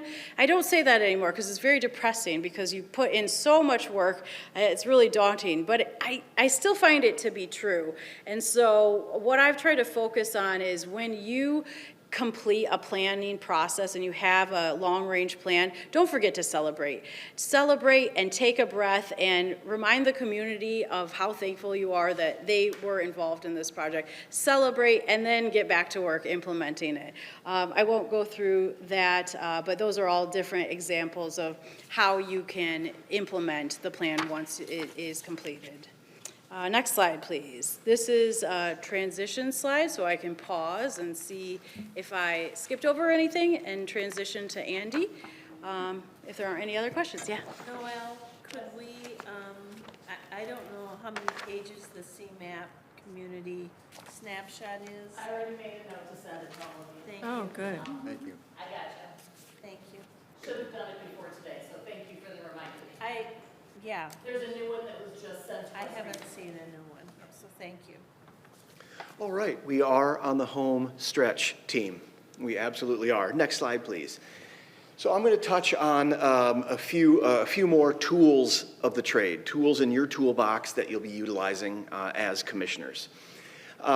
When we think about regulating development, we've talked about the zoning code and the new unified development ordinance, which is sort of a zoning code cubed. It's not just a dry document. It is actually is more rich and more comprehensive. So I'm really excited that you get to work with the city on that. And when you think about, what does all this do? It's those bullet points there on the left really talk about the core, the foundations of what a zoning code accomplishes and what the UDO accomplishes here. And there are design guidelines in there now, and that's wonderful because those too are defensible. Those are a part of a zoning code. They uphold property values just as much as regulating land uses and things like that. So do take those seriously, be familiar with them. Feel free to ask questions to staff about them to help interpret them. What do they mean? And if you feel they need to be strengthened, you are well within your position as appointed officials to say, you know what, I don't think this is, I've seen this fall short several times. Let's look at strengthening this. Have those in the back of your mind. Over the coming years on the commission, feel free to, as you see case after case after case of, well, we're just not getting what we want here. So think about that. Next slide, please. While we're transitioning, we keep a running list to staff of updates that we think need to be made to the UDO. And some of it's more urgent or needs more research and some of it's not. So if there's something that you think of, tell one of us, we'll add it to the list, and then as we get there, we can do more homework on it. Yeah, absolutely. So zoning, at its core, zoning does two things. Zoning regulates what you can do on a property and what you can build on a property. At the core of it, that's what it does. There are a lot of different ways to accomplish this, and having a unified development ordinance is among the best practices right now for accomplishing this, because it takes all these sort of things that are, oh, that's in chapter 22, sir. No, that's in chapter 17, sir. Oh, no, we need to go to the land use table in chapter 4 for that, sir. A unified development code really brings that together in a much more usable way. But best practice is also to have graphics, and this illustrates the concept of floor area ratio and building bulk in a way that just words on a page don't. So feel free to reference the new code, and if you have questions about it, or work with staff. But I do recommend you get a familiarity with it to the extent you can on your own. Don't rely just on the staff reports themselves. Do try to dig into it when you can.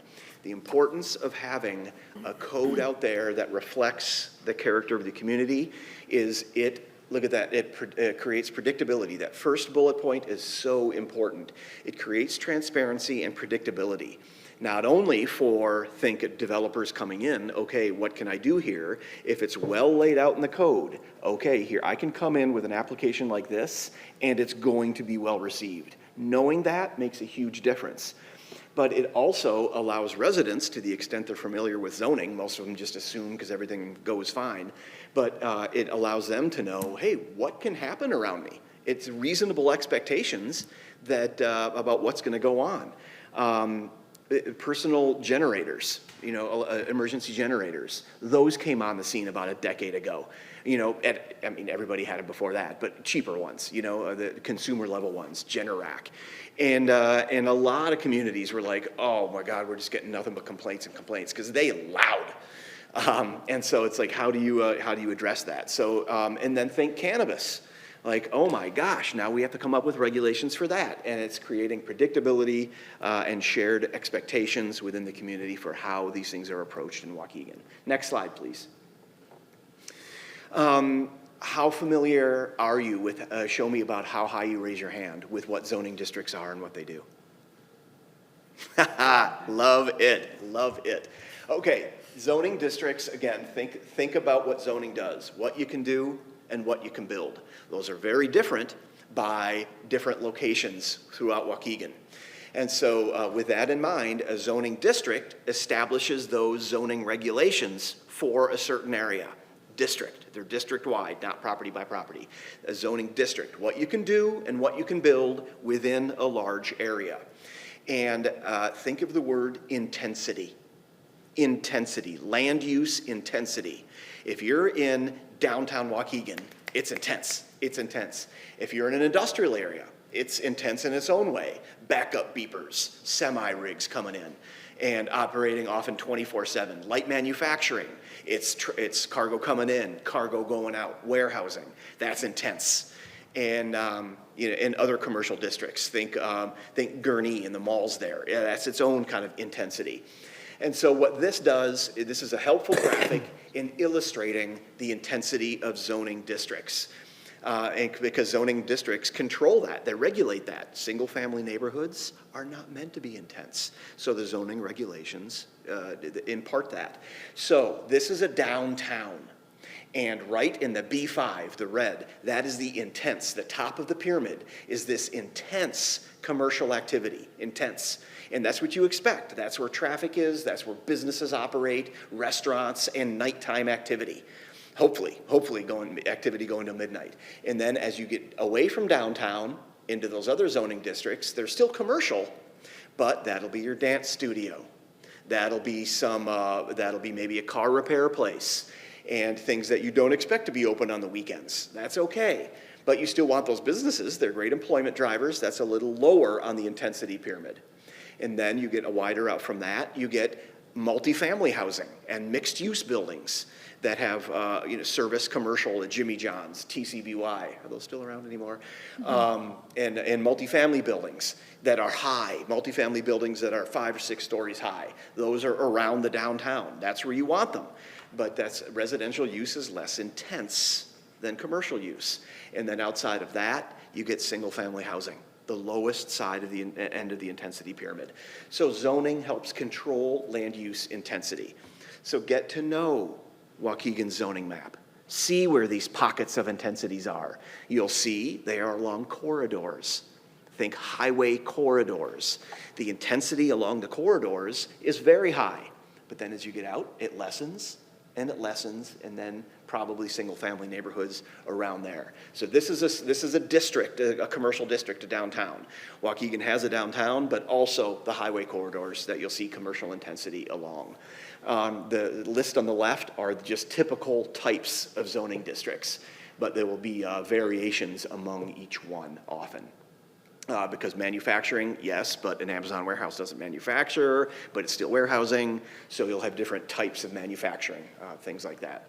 So please do try to get a copy of Waukegan's zoning map and just have it somewhere so you can have that in your mind. The picture in your mind is really, really valuable.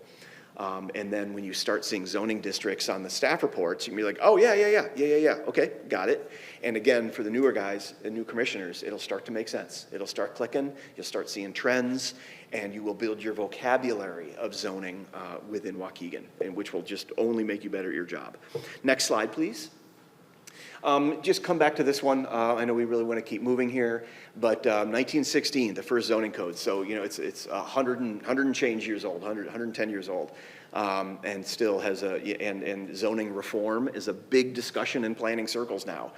Zoning did its job, and we're seeing some of the impacts of those decisions that we really didn't expect. And so how could we change that now? Think about how diverse neighborhoods used to be, and now they're very monocultural typically. And how can we bring back maybe some neighborhood corner businesses into residential areas? That's not bad. How can we make life more interesting in residential neighborhoods so you don't have to get in the car to go do everything? Zoning is a fascinating study and is different, around the country in a lot of ways, but is very much an ongoing study. Know that. Next slide, please. Please. I want to ask a question about that because I think Waukegan, because it's a built environment and it was built long ago, we have lots of remnants of that, and I've never felt that our new ordinance or the UDAs or UDOs and the other components of that are really trying to change that. No, actually, I think the UDO reinforces that, encourages mixed use. We allow a lot more density in a lot of places than a lot of other communities do. One of the UDO things you may recall is we changed our standards so that a lot of things that were like single-family properties that were legal non-conforming because of the lot size, we reduced the required lot size to make those conform, which makes it easier for people to get mortgages and refinance and that kind of thing. Because, yeah, I just see, we have commercial uses in many of our neighborhoods, which I think goes back to like the 20s. Yeah. So that's where we have the B1 zoning district, is that least intense, most walkable neighborhood district, like think the corners on North Avenue, you know, North and Franklin, North and Ridgeland up in there, where it's, a little corner that's commercial and then it goes right into residential. That's sort of our B1 district. Where our B3 district is more like you're gonna drive your car to Target. Right. And, I would, so, just for all of us, to me, that's a real advantage in Waukegan as compared to some of our neighboring communities, because we do have that ability, and I think that's something for us to celebrate. And I'm sorry I'm taking that time to say that. But I just think sometimes no, none of us get down on our community, so I can't really say that. Not me. But, we have all these expectations, and yet this is something that I think is really special about this community in this area. And it's something to celebrate. And I'm hoping that it's something that we really pay attention to on this commission. Wonderful thoughts. Great. So let's, and I do want to be respectful of your time. Emily and I will rip through these last slides as fast as we can. You're familiar already with the cases that have come before you. If a land use is permitted, it's just going to go in, as it should be. Why bring somebody here if they don't need to be? If you want to open up a car dealership in a zoning district that allows you to do it, go crazy. You don't need to come here. Obviously, you see variations come before you, and you're used to that. Nothing new to talk about there. Conditional use permits. Now, one thing I do want to hit on here is, that last bullet point, I mentioned this way back when, is that when conditions are placed on a conditional use permit, obviously they need to be directly tied to that land use. And not a good case of what not that is a guy wants to get a CUP for another, some new bar restaurant, and that his other restaurant's really poorly taken care of, overgrown lawn. You can't say, I'll approve this on the condition that this is constantly maintained and has no long grass. That's not related to the land use. So you can't put that condition on just because he's a terrible property owner. But that a condition of approval can be on hours of operation. It can be on, something that is truly a concern about the land use itself. There's got to be a direct nexus there. And those are official. If they're approved, those are official and need to be followed. No negotiation there. Negotiation happens at the public hearing. Once the condition's in place, that's done. Next slide, please. How much are PUDs used in Waukegan? We're just sort of starting to. Really? So we've had a few. How interesting. Okay. Planned unit developments, PUDs or PDs, they are synonymous. First, nobody ever says PUD. Nobody ever says PUD. Don't say that. You can say PUD all you want, but it's like calling UPS UPS. Nobody uses that either. So PUD, and the tool, the planned unit development tool has been around since the 50s. It's solid. And it sets up, the idea of it is to not elevate the zoning code itself, but have an elevated development beyond what the zoning code itself can allow. The zoning code sets base standards, the bare minimum to protect property values, uphold safety, health, welfare, all that. That's the zoning code. But so the PUD is a chance to elevate a project beyond what the zoning code does. And it sets up a win-win. The goal of a PUD is a win for the developer in getting a really high-end project and a benefit to the community that would not may not otherwise be realized if it's just built by the zoning code. And so the advantage of a PUD is it allows very unique flexibility for a focused development. One development, not a district, one development, whether it's 2 acres or a 45-acre mixed-use residential development. Either one of those can be very positive PUDs. We could talk, I could speak to you for half an hour of PUDs because they can be misused. The village of Palatine, Illinois, half of that village is zoned PUD. Terrible planning. And I've told them this, I joke them about it. Because a PUD shouldn't need, is it a standalone zoning district? No. Thank God. That's bad planning. A PUD can be an overlay, or it can be identified if you want to on a zoning map. It doesn't need to be.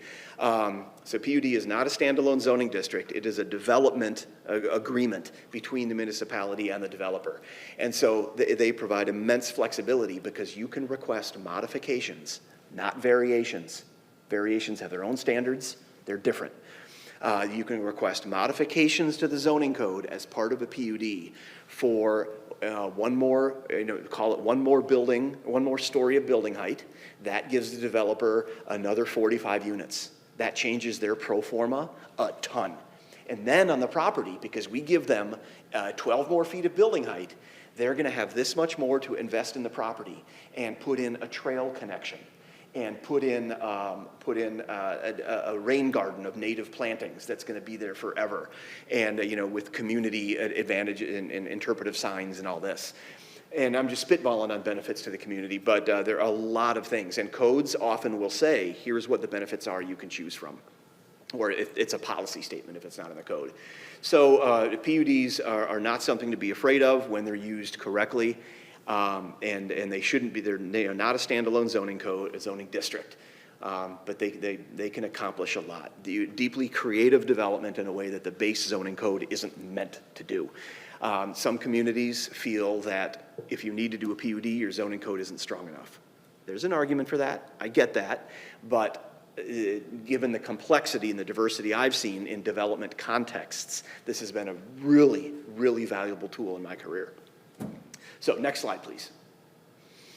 So just quickly, I talked about already how the concept of zoning continues to evolve. What we as planners want zoning to accomplish is evolving, and how we use it. It can be very easy just to fall back on it and say, no, that's not allowed, end of conversation, and hang up the phone. But it's like, wait a minute, let's try and dig deeper. And nobody knows the zoning code better than we do as planners, so we try to find ways to make it work whenever we can, and because we hate saying no to something that is really beneficial to Waukegan or to the community. When you think about amending zoning, you can, when you rezone something from one zoning district to another, you're amending the zoning map. You're changing one color to a different color. But when we had to add cannabis regulations to the zoning code, that was a text amendment. We had to change the text of the code to all of a sudden address that. So those two types of amendments, a map amendment and a text amendment, to adjust very different things. When somebody says, "Oh man, you mean I can't put a car painting thing in my garage? Can I just rezone to commercial?" No, you're in a district, and rezoning one property is terrible planning. That's not zoning. That's not what zoning is there for. There's a time and a place to consider rezonings, but not just allowing one property in a sea of yellow to become red. And so the term is spot zoning. You might hear that from time to time. The term can be overused, but it's out there. You know what another term that's misused is grandfathered. That is not a planning term. Aren't I grandfathered? No, you are legal nonconforming, and we're going to let you keep living there, but you are not grandfathered for nothing. So it's just like those small lots. They ain't grandfathered. You're nonconforming. You're allowed to be, so it's legal, but you're not grandfathered. So don't let anybody say that to you young planners. Never. Okay, next slide, please. Subdivision, just know that when land is subdivided, or sometimes it works for two properties to be consolidated back into one, those all go through the city's subdivision ordinance. Something to be aware of when you see it come before you. There are a lot of strict regulations about subdividing land and how to do it. You guys don't have as far to drive when you record plats. which is very nice. The county courthouse is right nearby. But all rest of the county has to drive the way here to record subdivision plats. So, oh, unbelievable. Subdivision is part of our UDO. Used to be a standalone ordinance. Wonderful. Rolled into the UDO. Oh, how nice. Okay. So, again, this is just be aware that these regulations are a code and you will encounter them. Next slide, please. This covers what, just go back and look at this slide later. When you think about the subdivision code that's in the UDO, this is what they are going to, this is what they're going to establish. There's a lot of process in there, I'm sure, the approval process, but it also just talks, it's like, where do we get these codes about how wide the streets are? In the subdivision code. You know, it's how wide the rights of way are. And, you know, what's the minimum lot sizes? It's in the zoning. Well, how does that come into the real world? Through subdivisions. Next slide, please. Is this on the radar? Are there opportunities for annexing into Waukegan? Not too many anymore, but. Not anymore, okay. There's one on the table right now going to the next council. Okay. And annexation, raise your hand if you want me to explain this. Okay. My little bit is, you know, people say, why would somebody want to come into the city? Utilities, utilities, utilities, utilities, Yes. utilities. 99% of the time, and we're running into this in around Dane County, around the Madison, Wisconsin area, because there's so much housing growth there that these villages are surrounded by unincorporated Dane County. And so these developers buy acres and acres and acres to build houses, and these houses aren't going to be on wells and septic systems.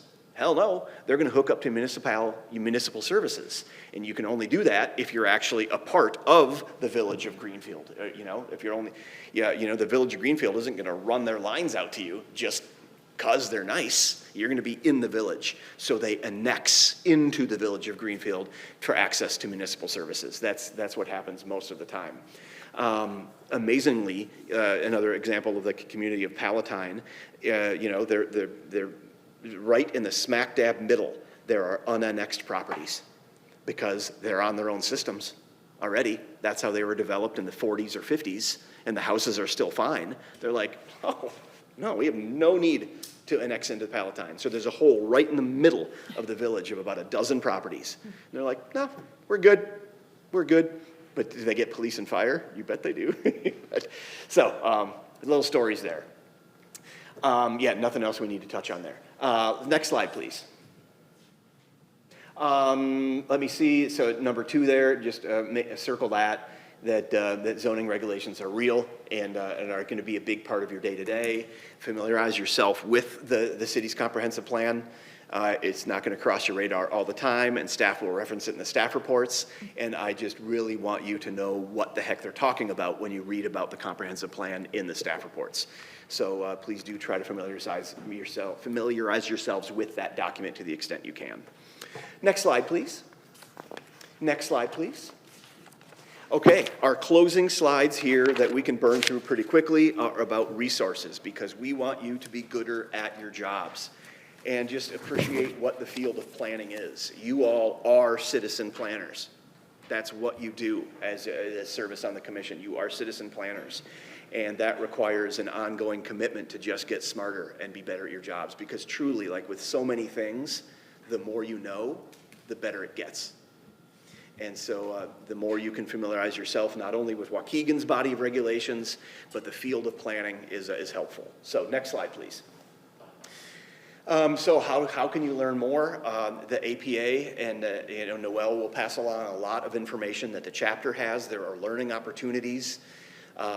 Certainly we have this as a service. This is provided online from time to time in a webinar, and newsletters, and then planning.org. If you haven't, please do write that down somewhere. Planning.org is the APA's website. Next slide, please. And there's just so many things on there for citizen planners. And just so much you can read. And it's just fun to see, to just read, take a glance at the blog posts so you can see what are planning geeks what do you people talk about? What is there to even talk about anymore? And so it's fun to just see what some of the articles are there now. They're out there. And it's everything from new public engagement. ADUs, accessory dwelling units, are big on the radar right now. It's one tool in the toolbox of housing affordability. Nice, nice. So there's just so many things on planners' radars. It's constantly evolving. Data centers. Oh, good God, is there a lot of talk about data centers right now? Solar farms, a lot of talk about that. So it's just fun to get a glimpse into that world. So just, yeah, pop on that website and see. There's so many great books out there. And I've read Jane Jacobs, I did read that, but the one book on there that really impacted me was Image of the City. And it just talks about how people interpret the built environment around them. And if you ask an 8-year-old to draw their route to school, well, what do they actually end up drawing? Like probably cool stop signs and things that they notice. And if you ask somebody who's lived in a community for 30 or 40 years, hey, draw the downtown, it's fascinating to see what they draw. It's fascinating to see what sticks with them. And so then as urban designers and urban planners, we know what sticks with people and what people actually digest versus what you thought was a good idea, but nobody even notices. So Image of the City is a great one. Next slide, please. Anything you want to touch on here? Well, I will continue to plug American Planning Association, and I completely agree with Andy. The Illinois chapter, I am biased, of course, but we are, I go to meetings with chapter presidents from all over the country, and I'm always so proud of our state and the planners in our state. And the conference that Andy mentioned earlier, that's coming up end of October, September, October in Evanston, not too far. That conference does have opportunities for commissioners, specifically sessions and information. Great resource, but of course all of these others also. So hopefully you find them helpful. Yeah. What's a good, Strong Towns. They're up in Brainerd, Minnesota, of all places, but they are a real think tank with national renown, a national reputation. And I don't follow it, I don't love everything they've got out there, but there's some good thoughts there. Strong Towns. So that's worth a check. Yeah, there's, and they have their content output is prolific. But some good podcasts and things out there by Strong Towns. And again, just get you thinking about stuff you might not think about otherwise, and bring ideas. So next slide, please. I think that concludes, that's another thing there, some really actually fascinating studies that have been done. So I think that'll do it, kids. I think that'll do it. Thank you. Nice job. Thank you. Thank you so much for your attention. I really hope this has been beneficial. Yeah, thank you there so are much. surveys there. Yeah, try and fill it out tonight. We won't take them with us. Pass them to staff. And really, it's what parts of the training resonated with you, because we're constantly tweaking the deck. And you're just like, why'd you guys talk about this for 20 minutes when all I want to know about was this? That kind of stuff is so helpful. Any thoughts like that? So again, thank you. I'm going to get back to Kenosha. Much. Yeah, thank you very, very much. Pleasure. Mr. Chairman, you can call for a motion to adjourn. Yes, Motion to commissioners. adjourn. Thank you. We have to say All in aye. favor? Aye. Aye. Let the record indicate that the meeting was stopped at 9:13. Thank you.